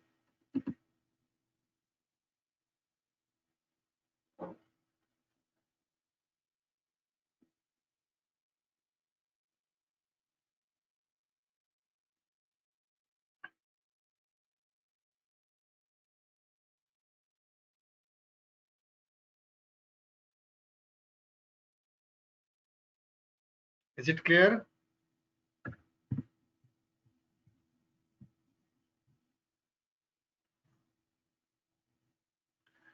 We will record 150 in OCI, yes. 150 should be recognized in the OCI. Revaluation surplus or OCI debit and DTL credit. Recorded in DTL. In the DTL, there will be 150. We never adjust the DTL and DTA amount. When we include DTL from the revaluation reserve calculation. DTL, we only use revaluation related DTL in our calculation when we are reporting the balance sheet. When we are preparing the balance sheet, because balance sheet says that you have to report the total deferred tax liability, whether it comes from the income statement or the balance sheet or revaluation reserve. But when you are reporting the amount in the income statement, you will always have to ignore the deferred tax based on the revaluation.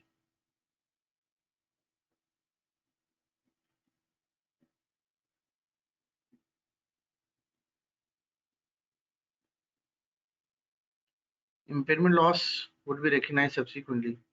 How do we know that? It's mentioned in the question that the value of the asset has declined from 500,000 to 400,000 and it suffered an impairment. Sir, what value will we take in the carrying amount, recoverable amount, or the difference is calculating the tax? I didn't get you. CVRV, what is the CVRV?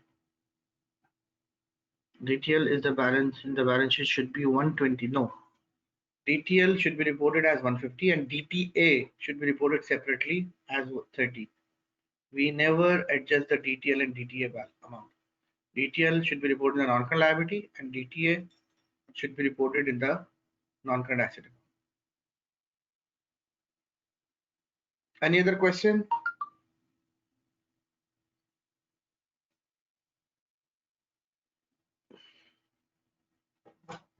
Carrying value, revaluation value. So what will be the, will we take carrying value, evaluation value, or the difference between?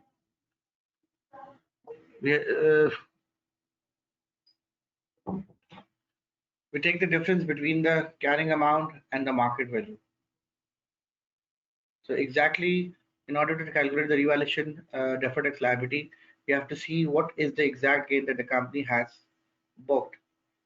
So whatever the gain that you have booked on the in the equity account, your tax will be based on that amount.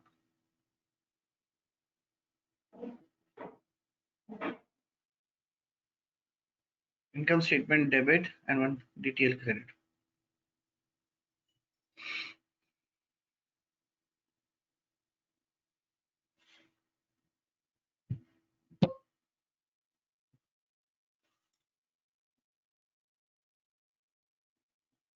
Income statement will be 120, 120. How you in the income statement? Okay, the net impact. No, the net impact is not 120. I don't know why you people are calculating 120 amount.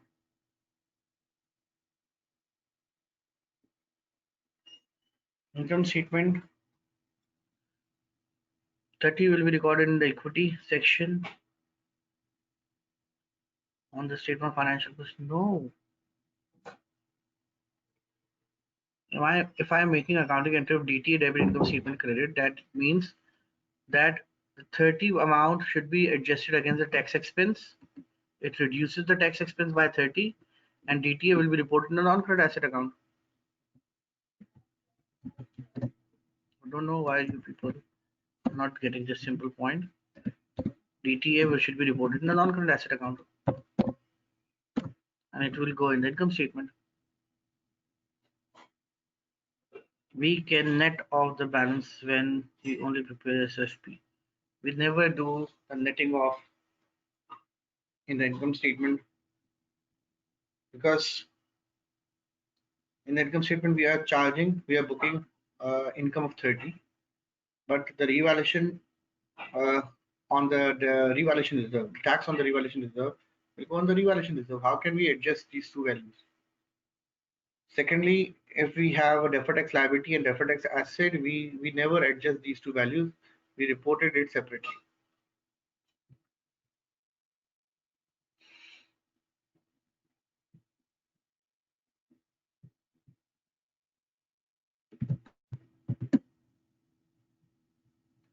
I think I just should have to move forward.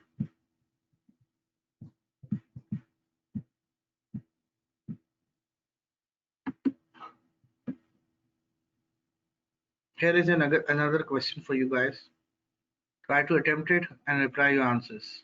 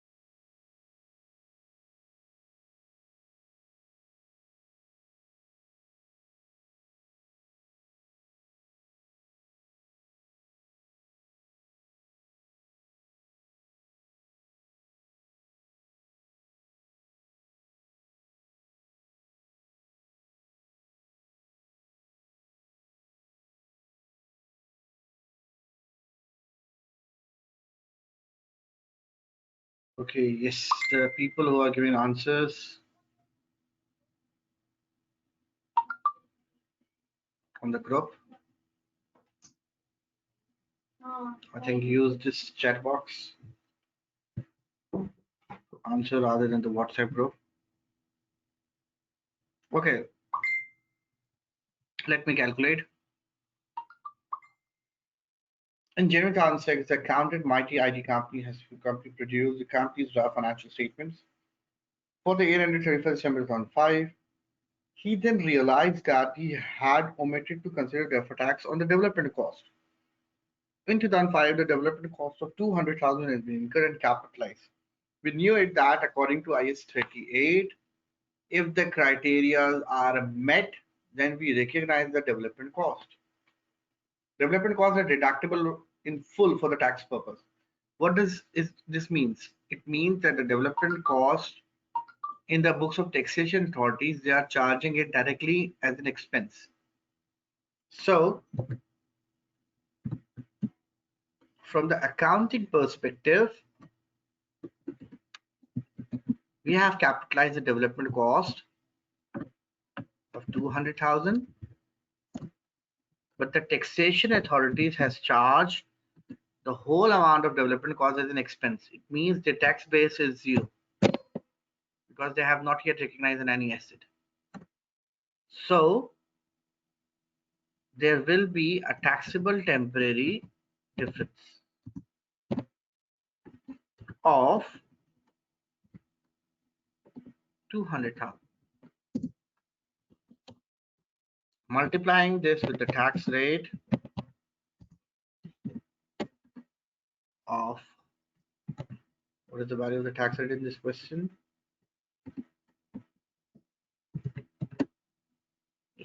30%. Okay. 30%, we got the value of deferred tax liability, which is 200,000 into 30%. So there will be an increase in deferred tax liability, which will be charged as an expense. So the right answer is B.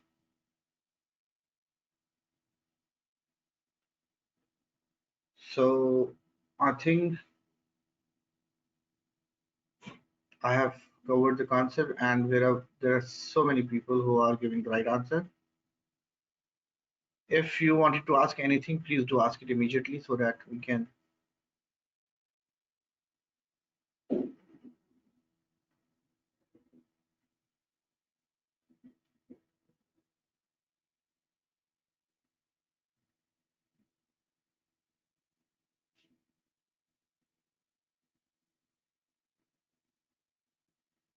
Please do ask any question related to this particular exam type MCQ.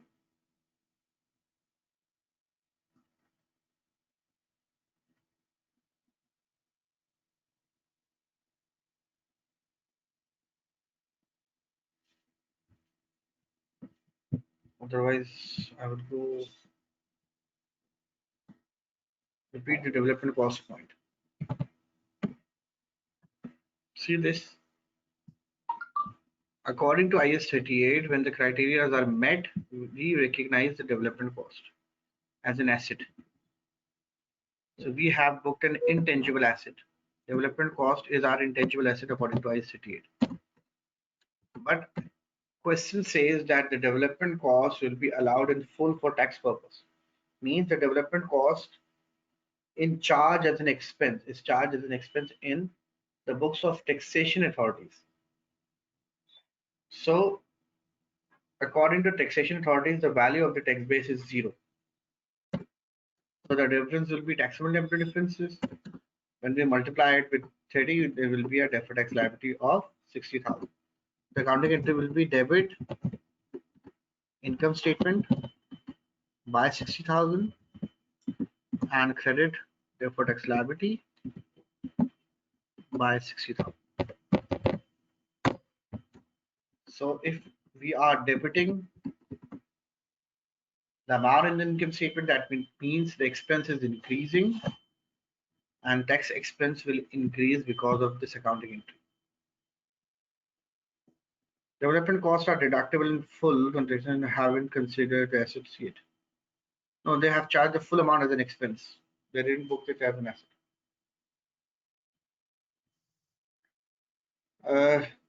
To intangible as cost. Research costs should be recognized as an expense directly. So there will be no difference between accounting and tax with taxation authorities because they both charge the research as an expense.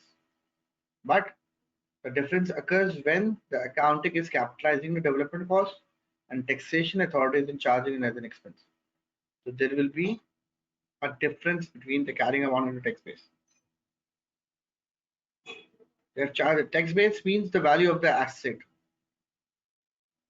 So if they have charged an expense, the value of the asset will be zero.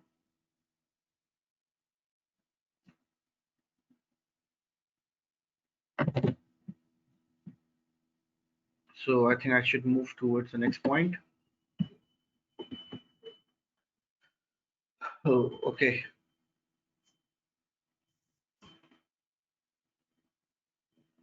Just giving you 1 minute to solve this question. You have 1 minute to calculate your tax expense for this question.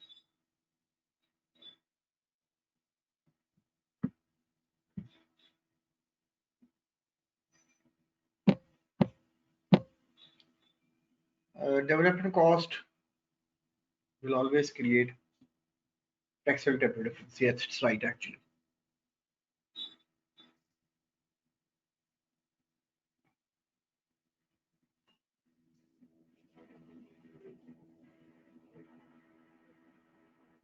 Please solve it and reply your answers. I'm giving you just 2 minutes.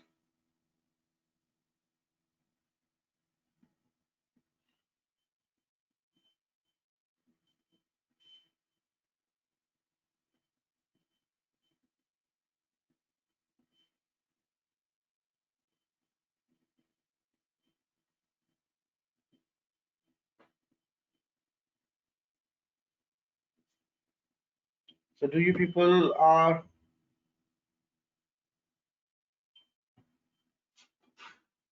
attempting this question? Please do attempt it and reply your answer in the chat box. So very good. One of the students has calculated the answer. He says it's 32,300. Another 33.3. Very good. Very good. It's not 3. 30,400. 32,300. Different answers, different feedbacks from the students.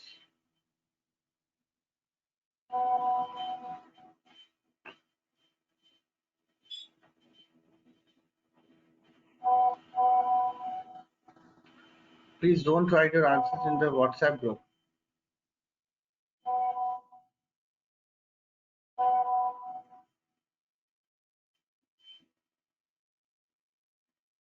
Please don't write your answers in the WhatsApp group. It's not for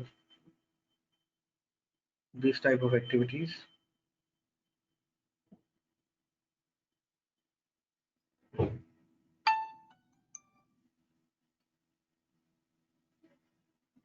Now, you cannot send. If you wish, you cannot even send the message on the WhatsApp. Reply your answers here in the chat box.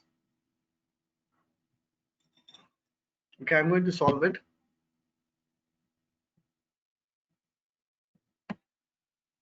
The existing debit balance on the current tax account is 2.4 million. What does it mean? The existing debit balance on the current tax account 2.4 million means it's an underprovided. Wonderful, wonderful.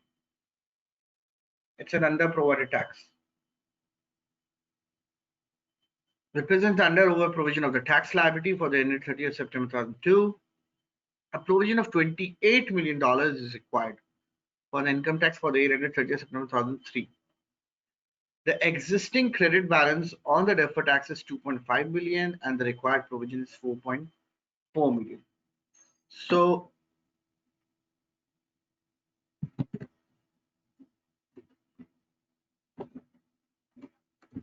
tax expense is equals to current tax. Current tax is 28 million, that is 28,000.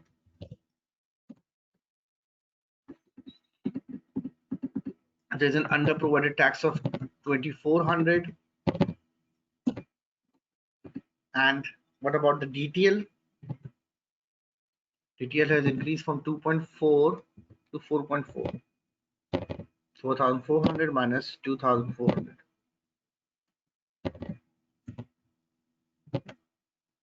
2.5. 2005.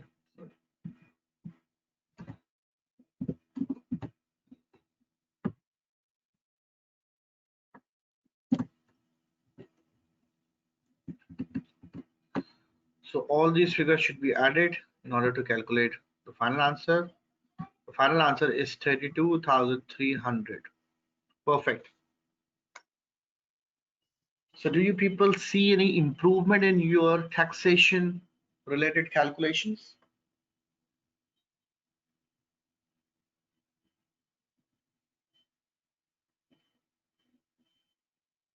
Do you people see any improvement in your concepts related to IS 12? That's great.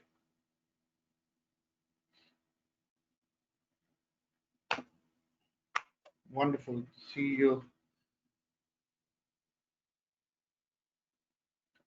Is there any theoretical points? Yes, examiner can ask the theoretical point like when what is the meaning of taxable temporary difference, deductible temporary difference. Taxable temporary difference creates deferred tax liability. You can just review my uh, lecture slides. So whatever theory can come from the slide, I have already added this in my slide. So you don't have to worry about the theoretical issues.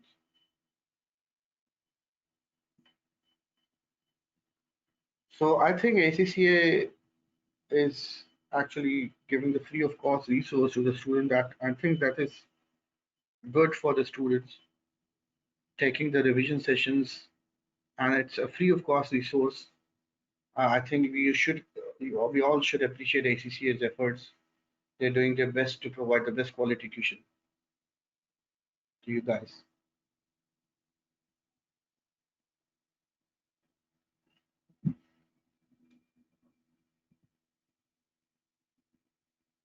Now, right now it's 10:45. Okay, let me clear you a few points.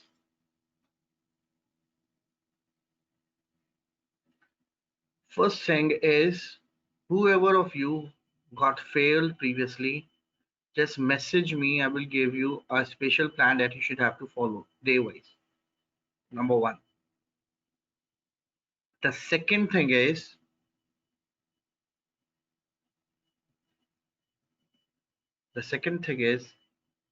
if it is your first attempt, then I will give you a different plan. The basic level plan will be shared on the group, and the people who got flunked in the previously in this paper, they have a different plan to follow.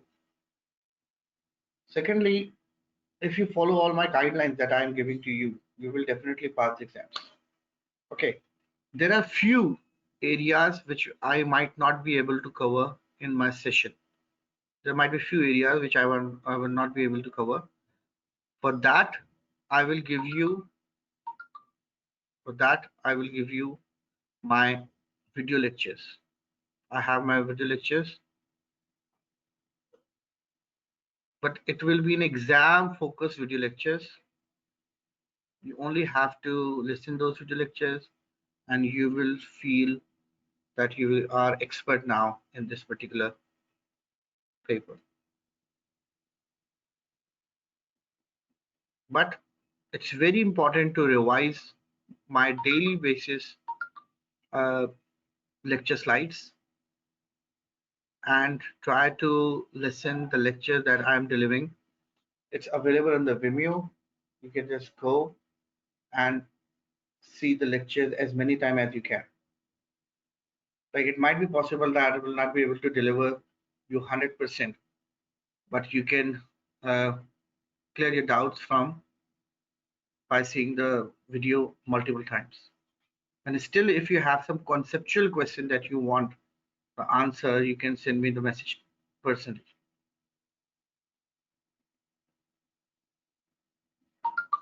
Okay, so we are taking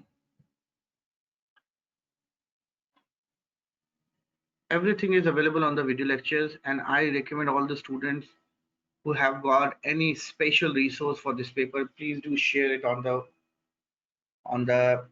group so that everybody will get the benefits. So if you are not yet added in the WhatsApp group, just send me a message. I will add you in the group. So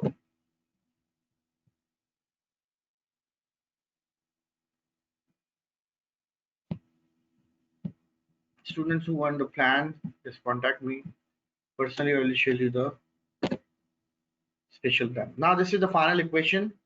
Tax expense is equals to current tax plus last year's under provided tax plus increase in DTL. This is the equation that we have to follow. Now this is the format that we use for the preparation of the income statement. Starting from the revenue, then cost of sales, gross profit, distribution expense, administration expense, or you might be given an operating expense in the question. Operating profits, finance cost, investment income. Then you got the profit before tax, income tax expense, profit for the year. Then you have to add an other comprehensive income if the examiner will is asking in the requirement. But if the examiner says you only prepare a profit and loss statement, you only have to do the working till the profit for the year. But if it says that you have to make another comprehensive income, then add other comprehensive income section here, in which you will have to book a gain on the revaluation and gain on investments, equity investment that we have discussed in IFRS 9, fair value through OCI. And the total answer will be total comprehensive income. This is the format of the statement of change in equities, which is available on my lecture slide. You can download my lecture slides from the handout section. You can see, just learn the formats. Examiner might ask you to prepare the statement of change in equities. And this is the format for the balance sheet, non-current assets, current assets, equity and liabilities, non-current liabilities, and current liabilities. Okay. So right now it's 10:50 according to my time. I want today to take a break of just 5 to 10 minutes. After 10 minutes, we will start working on the final accounts. After 10 minutes, we will start working on final accounts. So just take a quick break, take a good cup of tea or the dinner if you haven't done it.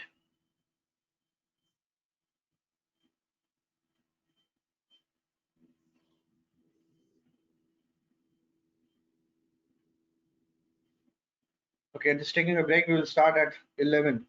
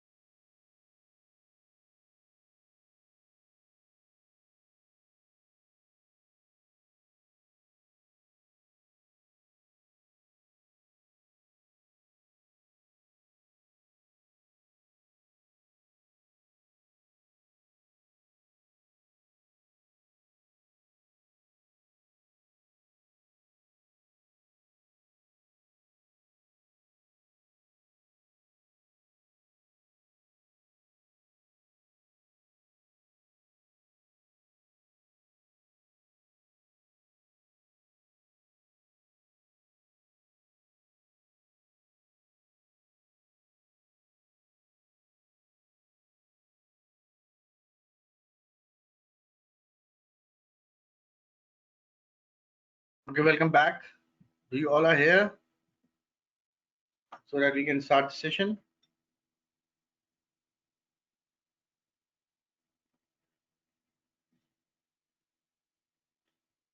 Where is the chat box to submit your answer? This is the chat box that where you are writing. You can answer any sort of replies here.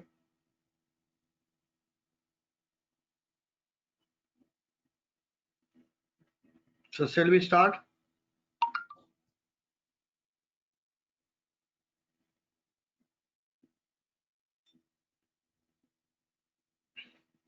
Okay, done.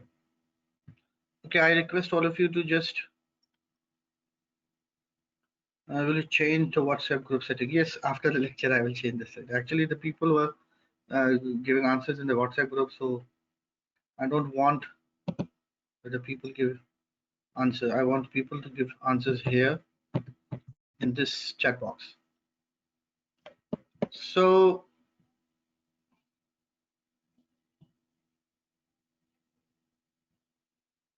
just open a new window in your computer and write ACCA FR CRQ constructive response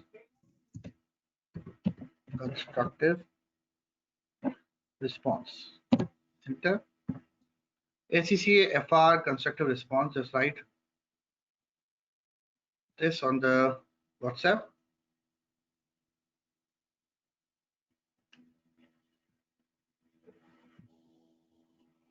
and just click on this link. ACCA specimen exam. You will see CV specimen exam here, and this is the constructive response workspace. So I want all of you to just click on this constructive response workspace area. It will route you towards Pearson view. Next, next, next, next, next.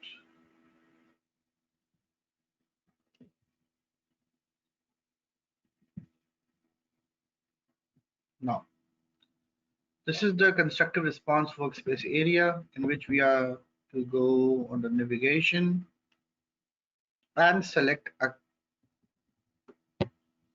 spreadsheet format.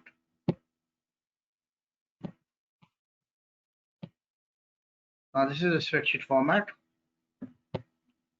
Now, this is the area where you have to do the practice, because the students usually do the practice on their notebooks and some are doing on the Excel. But in the examination, you have to face this screen and you have to make yourself very much familiar with this screen, that this is an adjustable screen. You can do some adjustments.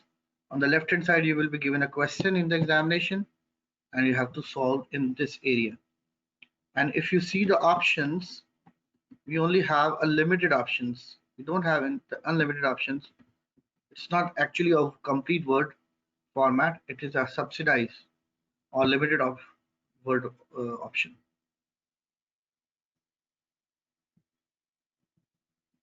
Okay. So do you all have opened this constructive response workspace? Please open it in your laptops and computers so that we can start the practice of the final account. Please open it, constructive response workspace.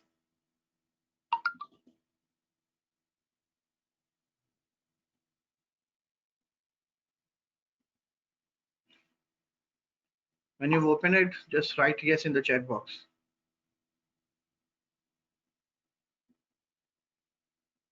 Just write constructive response workspace in the Google.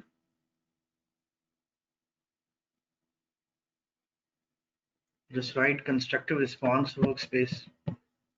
I'm just giving you the hint again. Now this is Google. We are here in the Google ACCA FR constructor response. When I search this, we have been given a first link, FRCV specimen exam.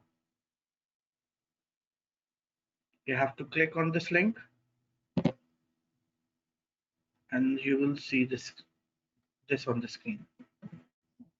So we have three options: full specimen exam, extra constructor response questions, and constructor response workspace. When you click on this, you will find the Pearson view constructor response.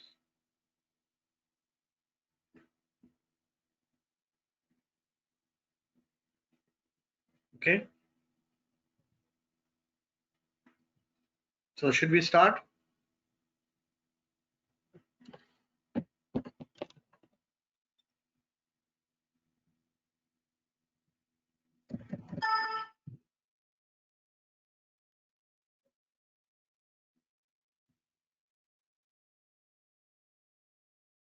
Now, the first thing that we do usually is column 1, column 2, column 3. Just make the D column and I'm using the paint and selecting the black color to paint the whole column. And then I'm reducing the size of this column so it will look like a wall. So in the left hand side in the examination, you will make the final financial statements, and on the right hand side you will be doing the workings. Okay.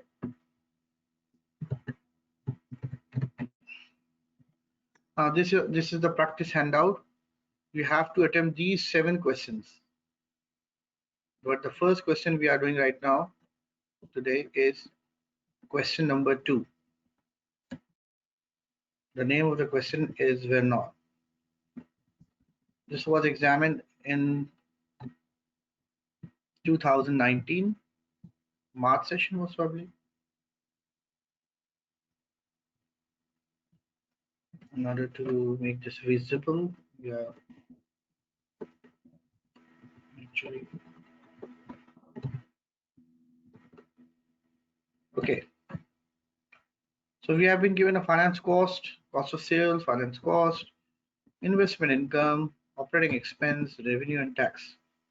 The tax on the debit side means it is an underprovided tax.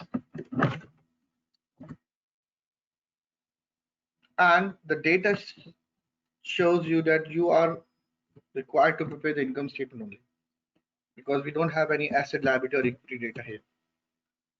So the requirement is, the first one is produce the statement of profit and loss and other comprehensive income of the Vernon for the year ended 31st December 2008, 15 marks. And based on the information you have calculated, you are required to calculate the EPS, earnings per share, which will give you 5 marks. So starting from the first one, this adjustment is related to IFRS 15. We have already covered IFRS 15. This adjustment is related to IAS 21. We will do it in this class. This adjustment is related to IFRS 9. We have already done this adjustment in a session practice.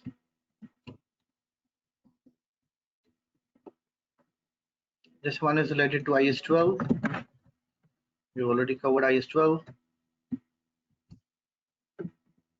This one is related to IAS 41. IAS 41 is very simple. IAS 40. So it only requires 2 minutes to understand this concept. Again, it's related to IAS 12.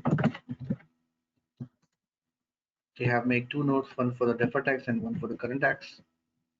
On this related to IAS 33 EPS. So for the first part, when we are preparing the financial statement, we don't need this note unless we solve Part B. So this portion is not required for the section A. So I'm just copying and pasting the data. Okay. So starting from the first node, I will give you 1 minute for each node. You are required to solve the node in the working section. All of you are required to solve the node in the working section. It's node number 1. Try to solve it. I'm giving you just 1 minute, and after that I will try to solve it. Time starts now.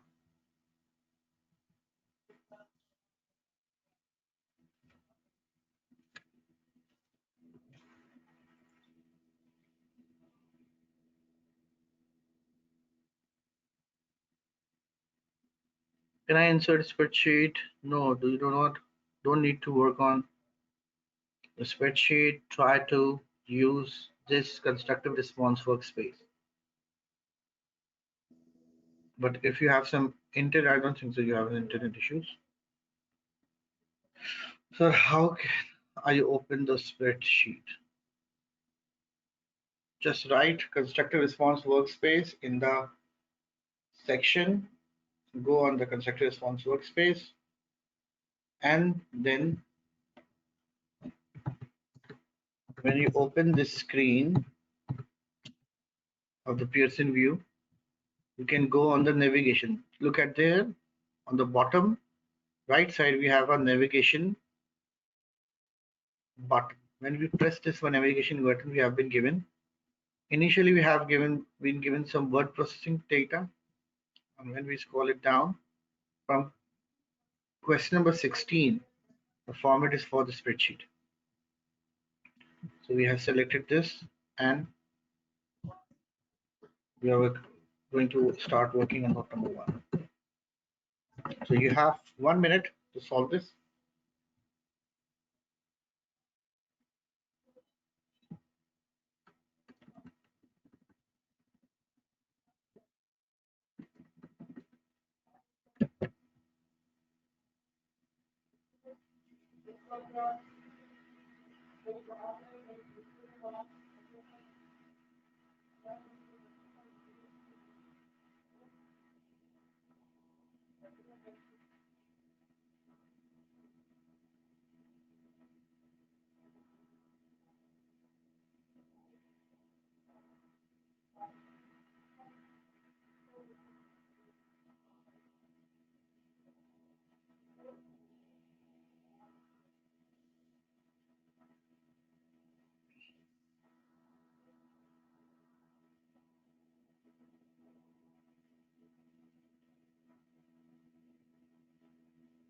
Is it done?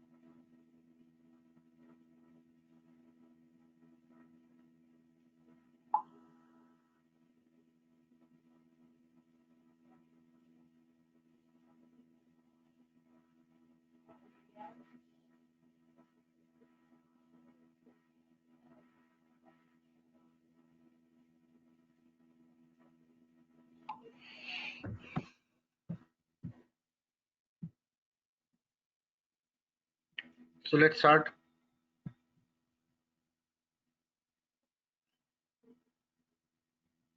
Note number one. When not made a sale on 1st July, means at the mid of the year, which has also the date of the delivery and the terms of the agreement. When not receive a payment of 8 million on 30th June 2009, means after 2 years. Currently, Vendor has recorded sales of 4 million in the revenue and the trade receivables. The directors intend to record 4 million remaining in the 31st December. Okay, and the cost of capital is 8%. The discount factor is 0.9259. Now we all knew that whenever you record transaction on the credit terms, the sales will be recorded as the present value of the future cash flows. The future cash flows is 8,000 into 0.92 is the discount factor given to us 0.9259. This is the second year's discount factor, and the value will be, okay, you can just round up the data using this bar. So 7407 should be the value of the sale that we should record. The accounting entry should be debtors debit on sales credit. But the question says that the company has already recorded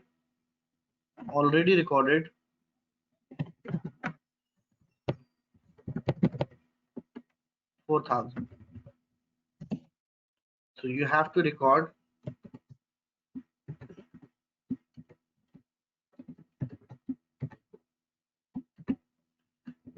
the difference. The difference will be 7407 minus this amount. So again I'm repeating the situation. The question says that you have already recorded 4,000 out of 7407. So we will record the difference.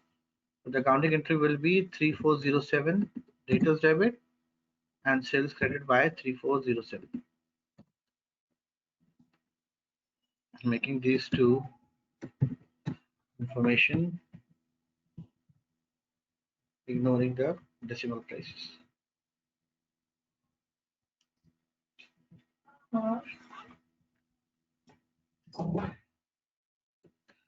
Okay, then after this financial asset should be amortized,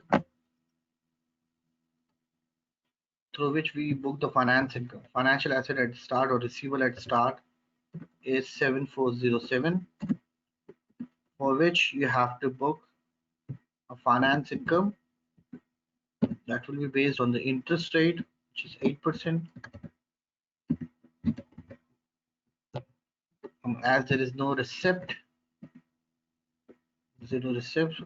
financial asset or the receivable at the end will be this amount plus this amount.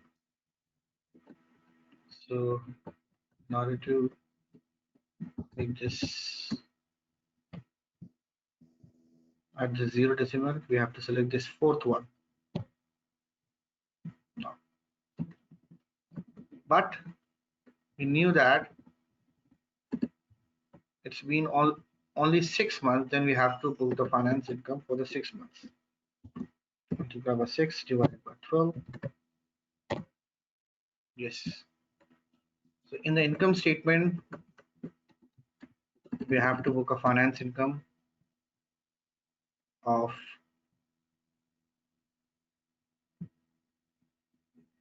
the income statement. We have to book a finance income of 296,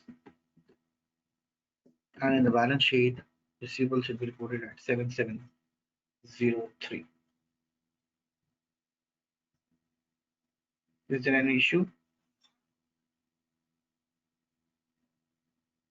If I use the words revenue and the trade receivable instead of data and sale, that's fine. Then there is no issue in that for the 6 months. It's better to use the word which is mentioned in the question.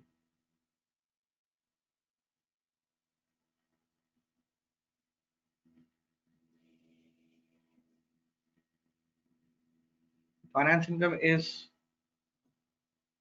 the 8% amount of the present value. So now, when we prepare the income statement, now here, presentation is very important whenever you are doing the name of the question is non statement of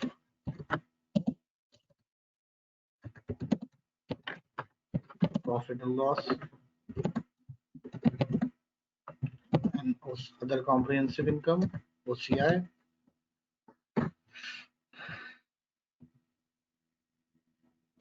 Profit and loss, OCI. Then I have to write for the year on.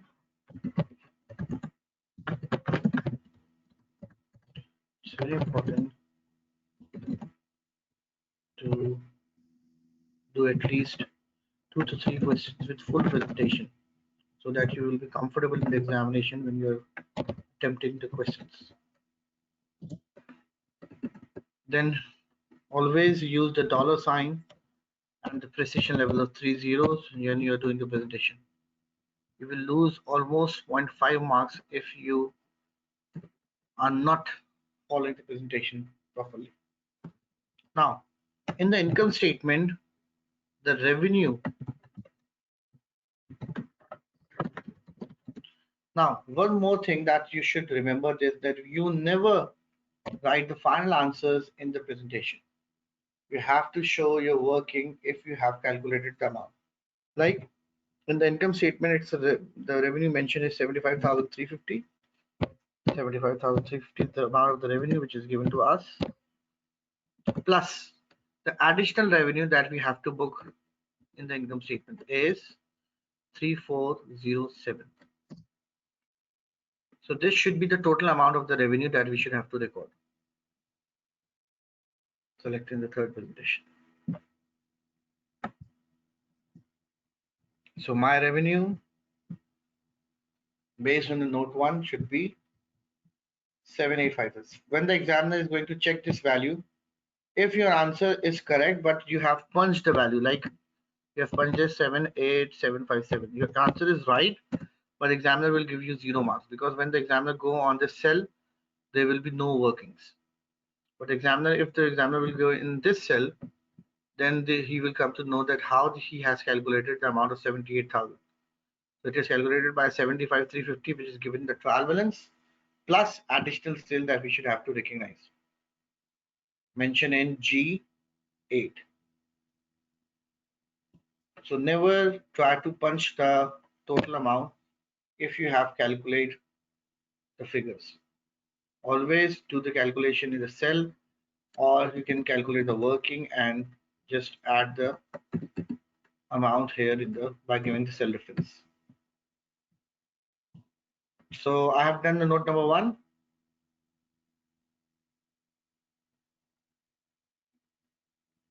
Where's the other amount? Can we with the cell reference? Yes, we can link this with the cell reference. Is it done? Do you want? Do some people want how I have calculated this 296? G11 into 0.08% into 6 upon 12. It's not the finance cost, it's the finance income actually for this question.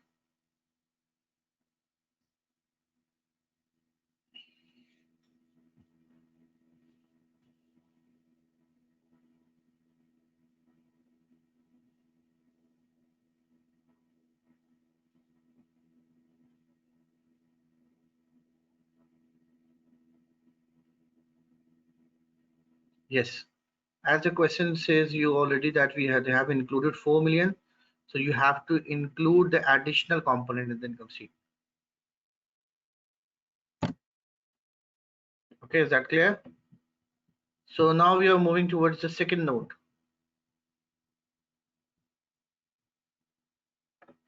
Note 2. Note.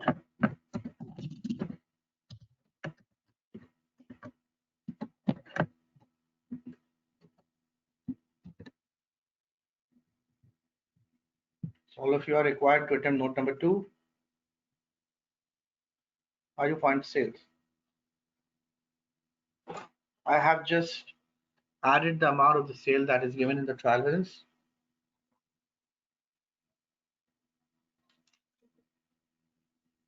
with the additional amount of sale that we should have to recognize. So in the trial balance, 75,000 something value of the sales is given, and I have just added the additional amount, which is 3407.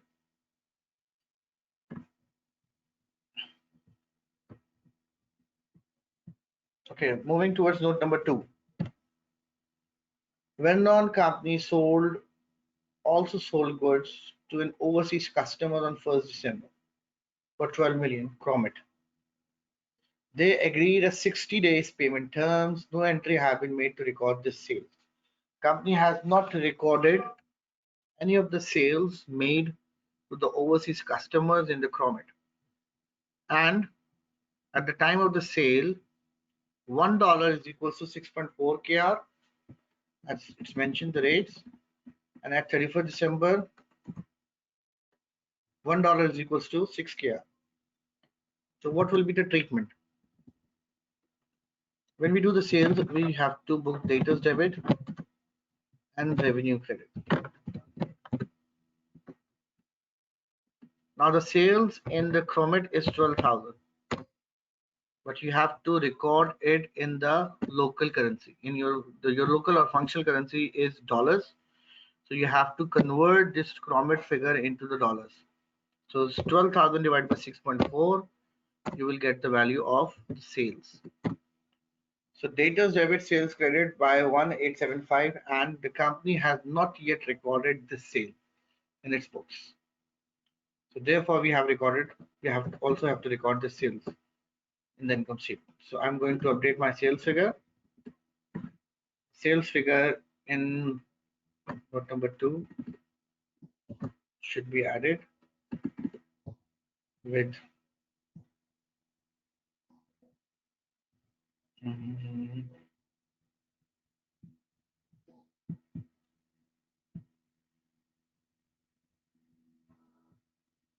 just one.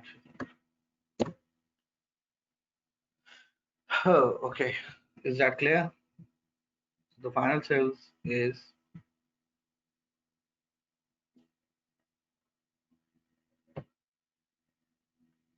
okay. Now, IS 21 says that whenever you have a monetary items, debtors and creditors, do remember this point, debtors and creditors are the monetary items. Whenever you have a monetary figure, you have to update this monetary figure at the closing rate. Now, at the closing date, the value of each dollar is 6.6 Cromit. So the value has increased from 1875 to 2000. This is called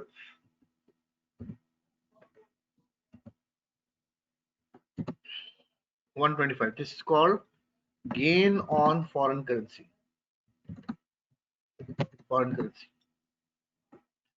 This should also be reported in the income statement. So we have two adjustments. One is the gain because of the movement in the foreign currency. But remember this, sales or purchases is the non-monetary items. We only have to update the monetary items. And monetary items is debtors, creditors, investment, loan. There are 4 items which are called monetary items: debtors, creditors, investments, and loans. So if you have any of these accounts, you have to update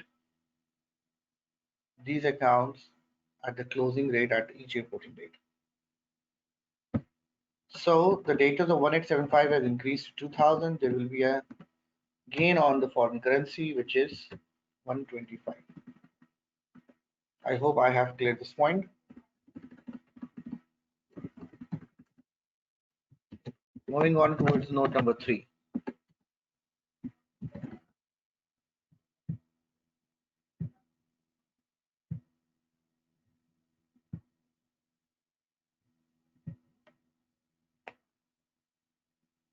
Note number 3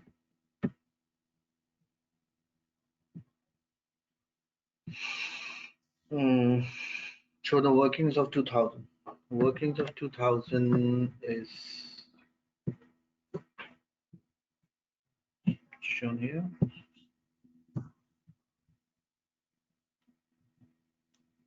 Check the working of this 2000.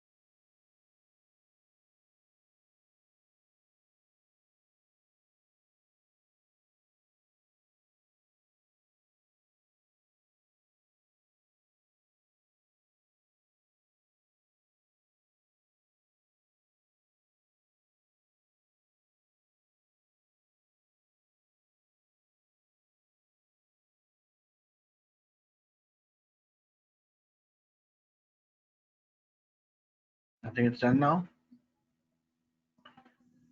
Again, it will be recognized in the income statement.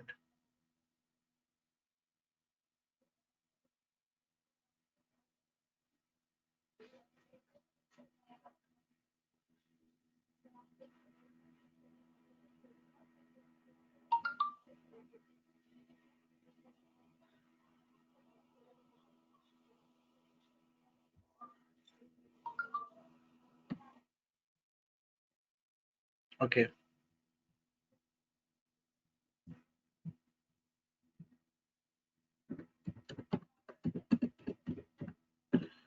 So the monitor item value has increased from 1875 to 2000.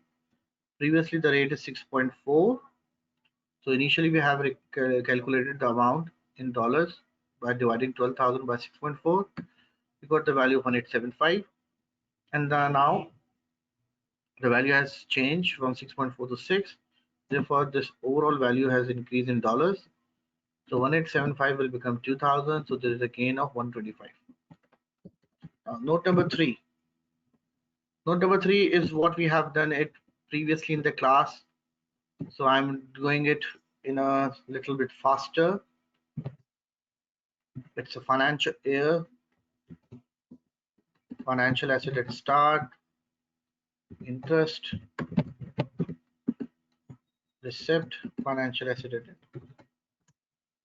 If you remember the calculations, previously we have booked 9,000 plus 400, 9,400.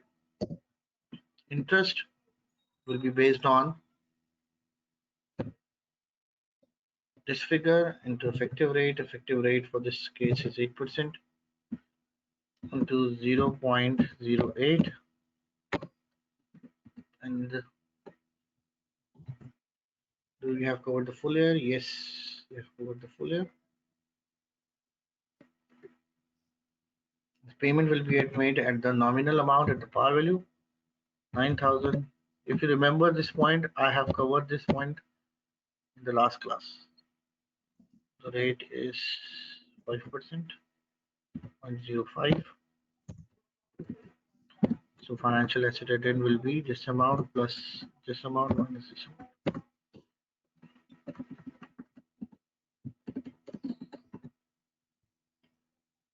So we have done it successfully. So in the income statement, we have to book a finance income of 752, or in the balance sheet, this will be reported in the balance sheet.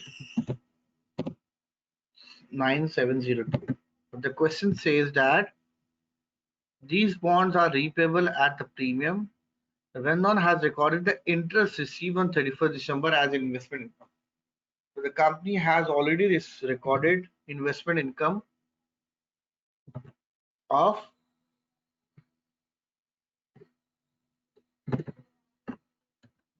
450.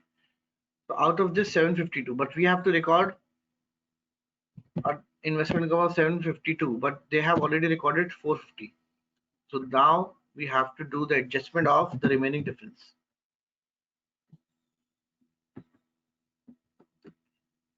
So the amount of the interest finance income that we should have to book is 752, but they have already recognized 450 as an income. So then we have to book the difference. So we need to do the adjustment of 302 in the finance income.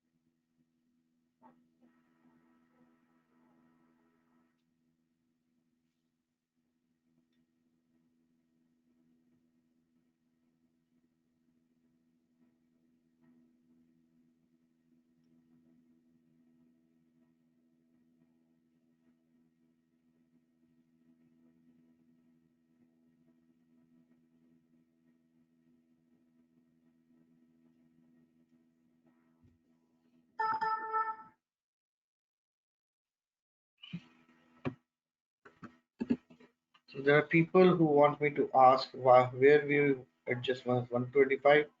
It will be can be adjusted.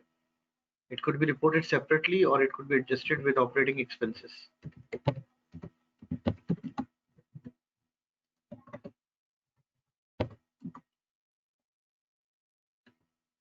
And this 302 will be reported separately as a finance income.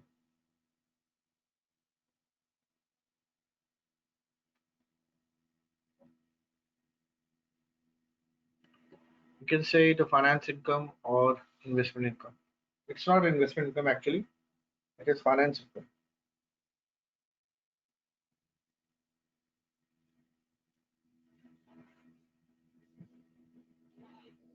Should we move forward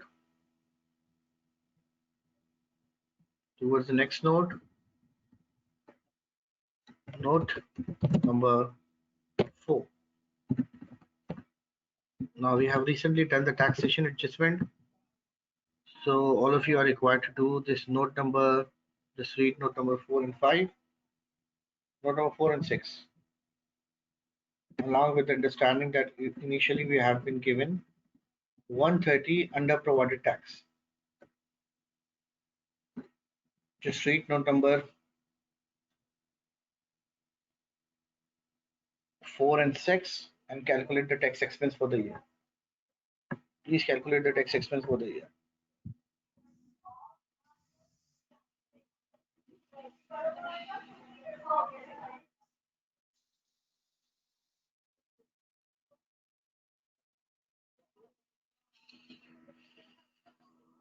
How would you figure out that we have to do, like you understood that you have to draw a table?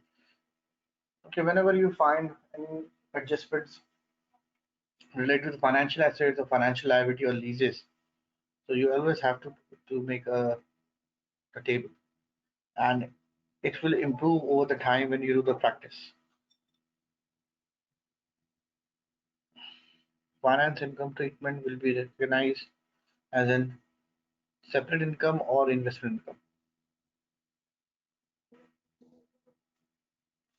302 adjustment.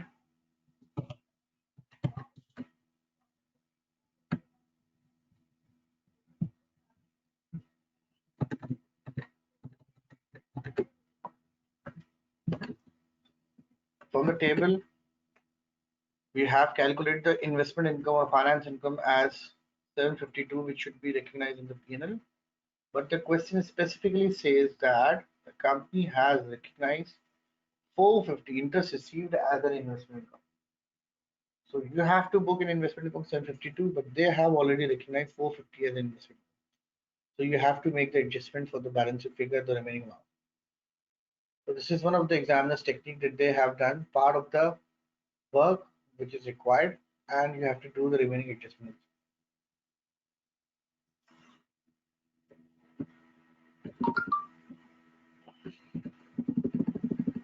Note number 4, you have to calculate the tax expense. We have been given under provided tax 130.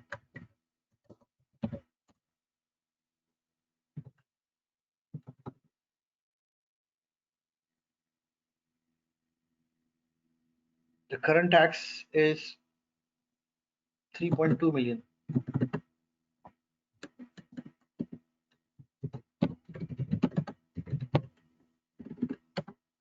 in 3,200, and there is no deferred tax because there is only a deferred tax related to the revaluation, and we knew it that the deferred tax related to the revaluation should be recognized in the equity rather than income statement.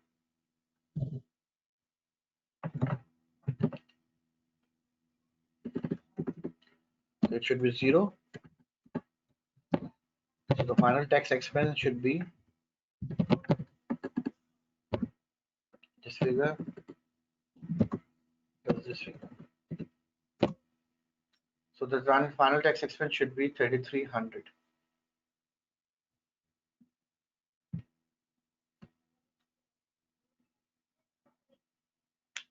Very good.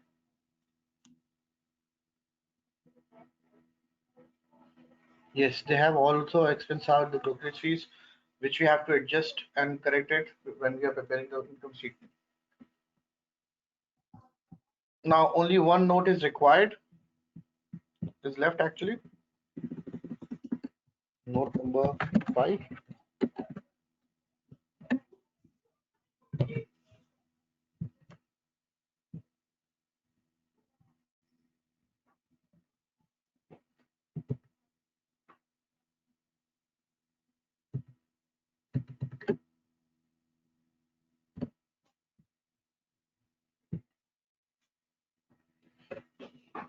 Here I'm moving it. Okay, only one note is left, which is it is 40. It says the value of the investment is now increased by 4 million. The value of the investment is increased by 4 million. So IS 40 says that whenever you have a gain or loss on the investment property, it should be reported in income statement. The accounting entry will be debit investment property 4,000, credit income statement by 4,000. Now we have done all the notes. It's done now. Now we are going to prepare the income statement. Revenue, then we have cost of sales. Please look at very carefully. I'm preparing the cost of sales figure. In the question, it is mentioned that the cost of sales figure is minus 46,410 with no adjustments for them. Now, how can we make this presentable with respect to accounting? So click on this format as currency. You have to click on this and select the first, second, third, fourth, fifth,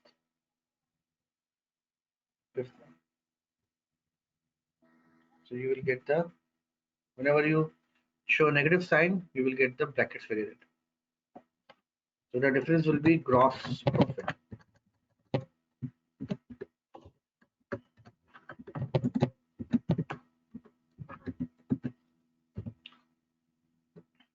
So by adding these two figures,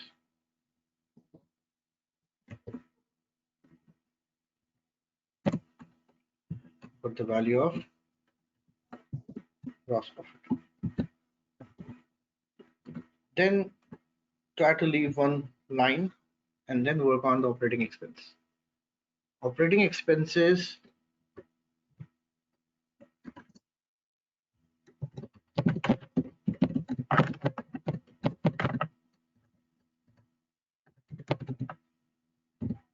is what we have been given is 20,000, 640 is given in the question, minus 125 is the gain. We can even link from the amount of the gain here. We have 125. Then the company has wrongly charged 400 in operating expense. It should also be adjusted from here. Then we got the value of profit from operations.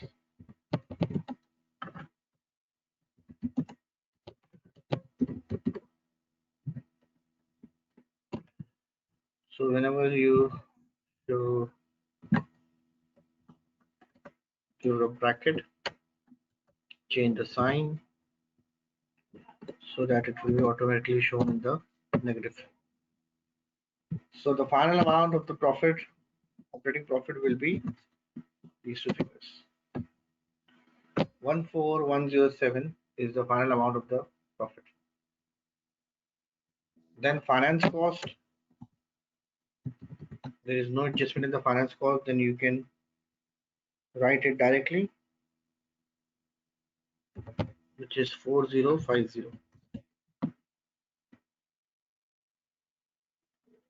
Then we have to book the investment income.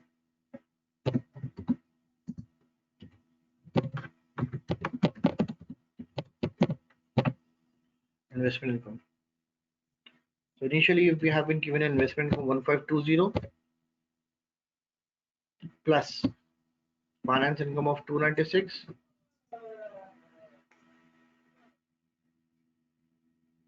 plus adjustment of 302 plus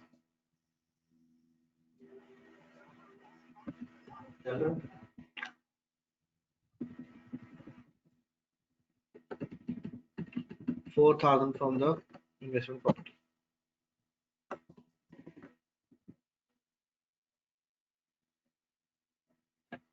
So then we got the value of profit before tax.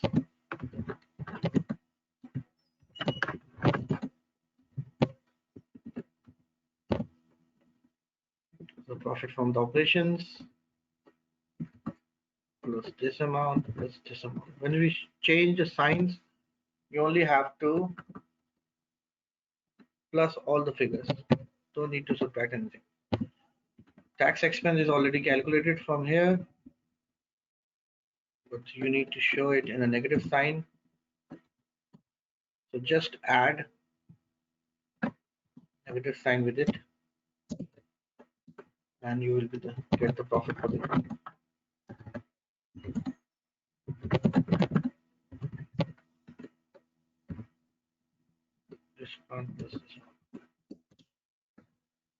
So here we got the profit for the year, and this is my income statement, which has been shown.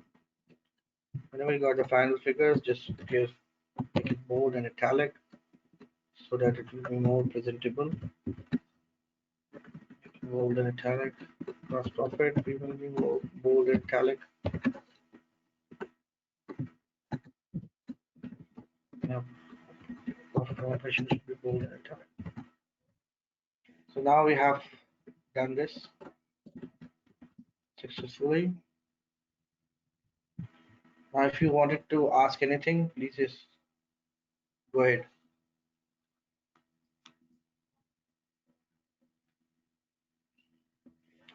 If you wanted to ask anything, please do ask.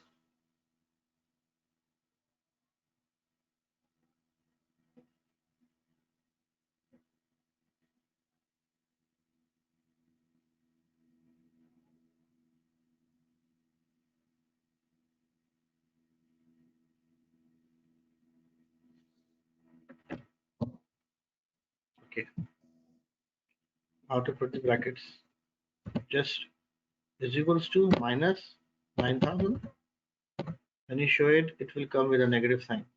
So from the format column, you go and select the first, second, third, fourth, fifth, sixth. So it will be adjusted at the bracket value.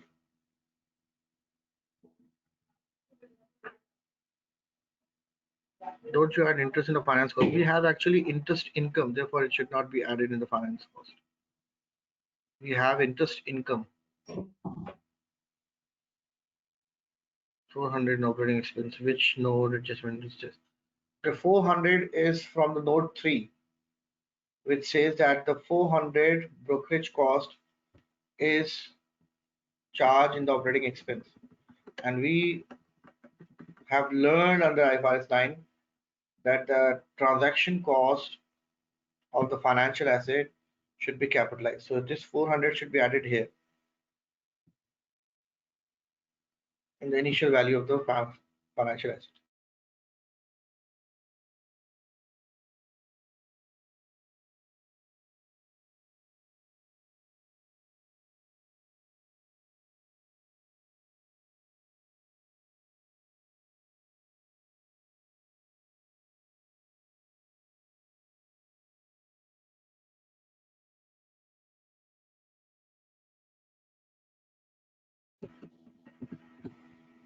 This is the workings. In the revenue, we have been given a revenue in the trial balance. We have been given a revenue of 75,350 plus additional revenue of 3407 from the note 1 and a revenue of 1875 from the working 3, note 2 in fact.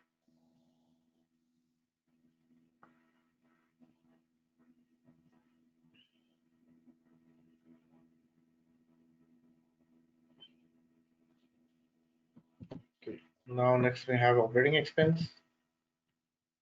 20640 is given to us minus 125 is the gain on the foreign currency.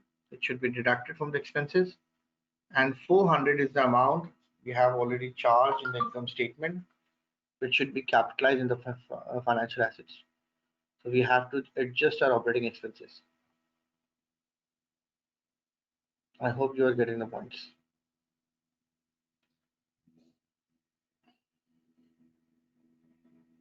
Usually when the students prepare the financial statements, they never give any sort of gaps and they just use all the lines, which makes the presentation a little bit uh, difficult for the examiner to understand. So make it with some gaps so that it will be clearly understandable for the exam. Yes, gain on the foreign currency is deductible from the operating expense, or you can even present the gain on the foreign currency separately. You can report the gain on the foreign currency. 296 unwinding of discount. 296 is, yes, the unwinding of discount, which should be considered as a finance income. So finance income can be added in the investment income.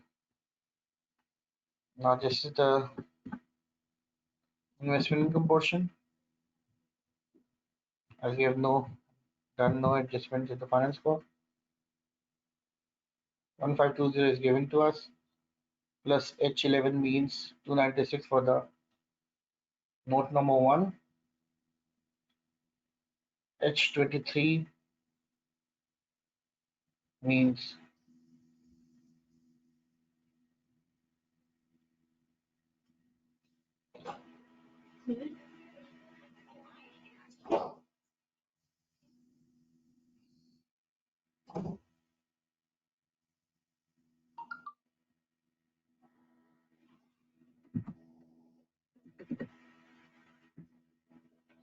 There are some students who want me to show note number 5.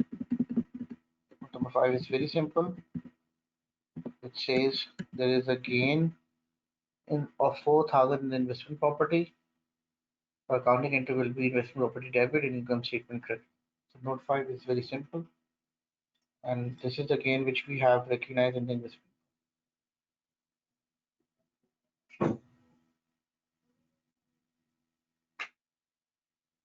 But definitely you have learned a lot. You might be learning a lot from this constructive response workspace, because usually students do not do practice on this workspace. So it has some different dynamics.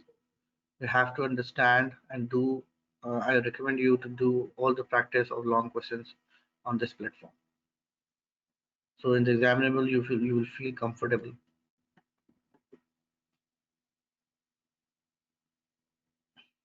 There is no requirement for the font. You can use any sort of font. It should be just understandable.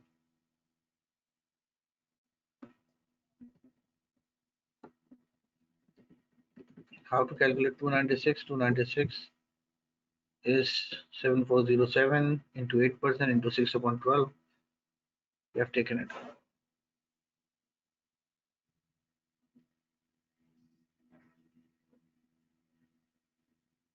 Yes, we haven't updated the OCI up till now. Now we are going to add the other comprehensive income, revaluation gain,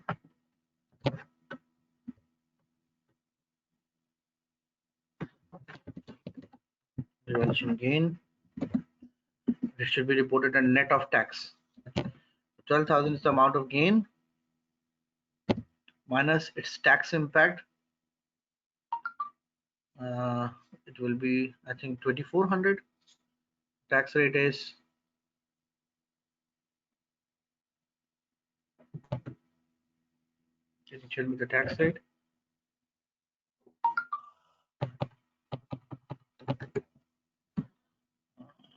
12,000 into 25%.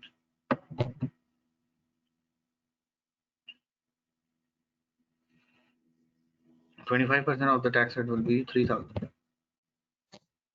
The net of tax will be the total comprehensive income that we should report, this amount plus this amount. So 21845. Yes.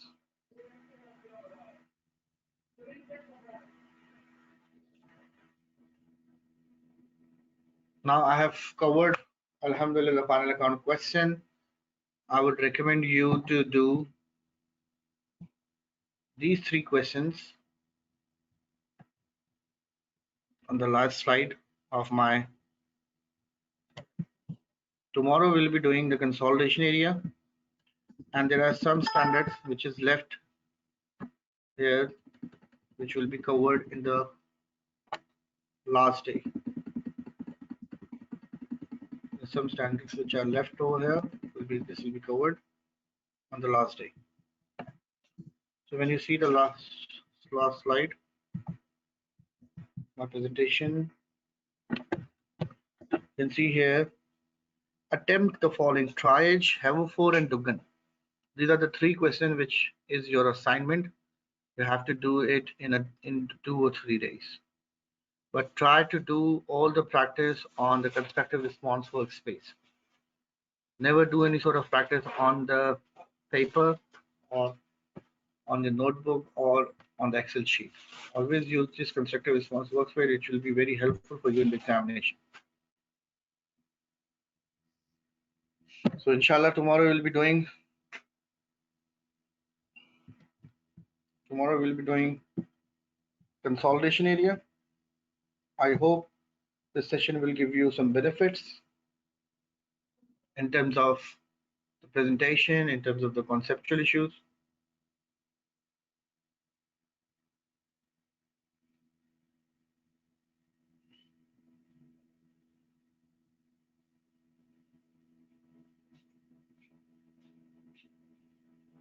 What we have to do if we are stuck in any decision. This is a very important question.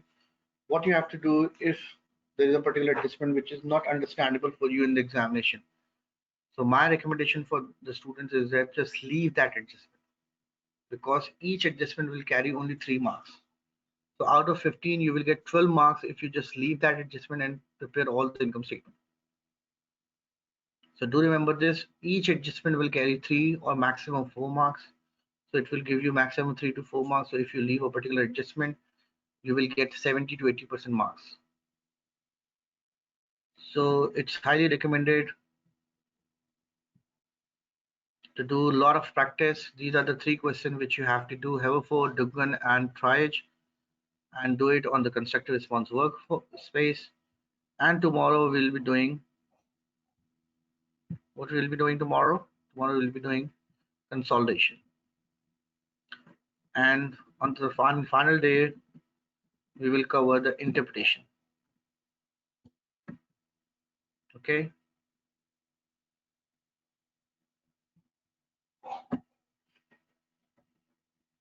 So this is the income statement. Please check on the format that I have used. It's very easy to understand for the examiner and easy to check and give the maximum marks. So you have to make your presentation like this or even better than this, so that the examiner can easily check the exams and give you the highest marks.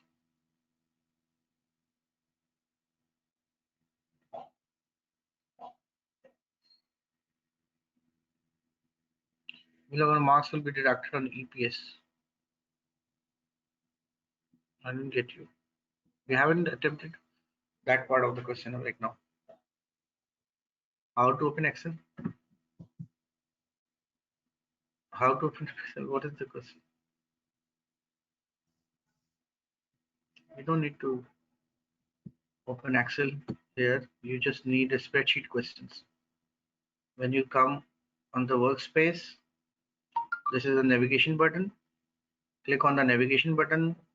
You'll be having few initial questions for the word processing, and then when you go on the question number 16 or 17, you'll be having spreadsheet questions. You have to click on this and the spreadsheet will go. Okay, thank you so much for your time. We will discuss the consolidation tomorrow. Do very good care of yourself, and remember me in your prayers. Thank you so much. Bye bye. Take care. Allah Hafiz.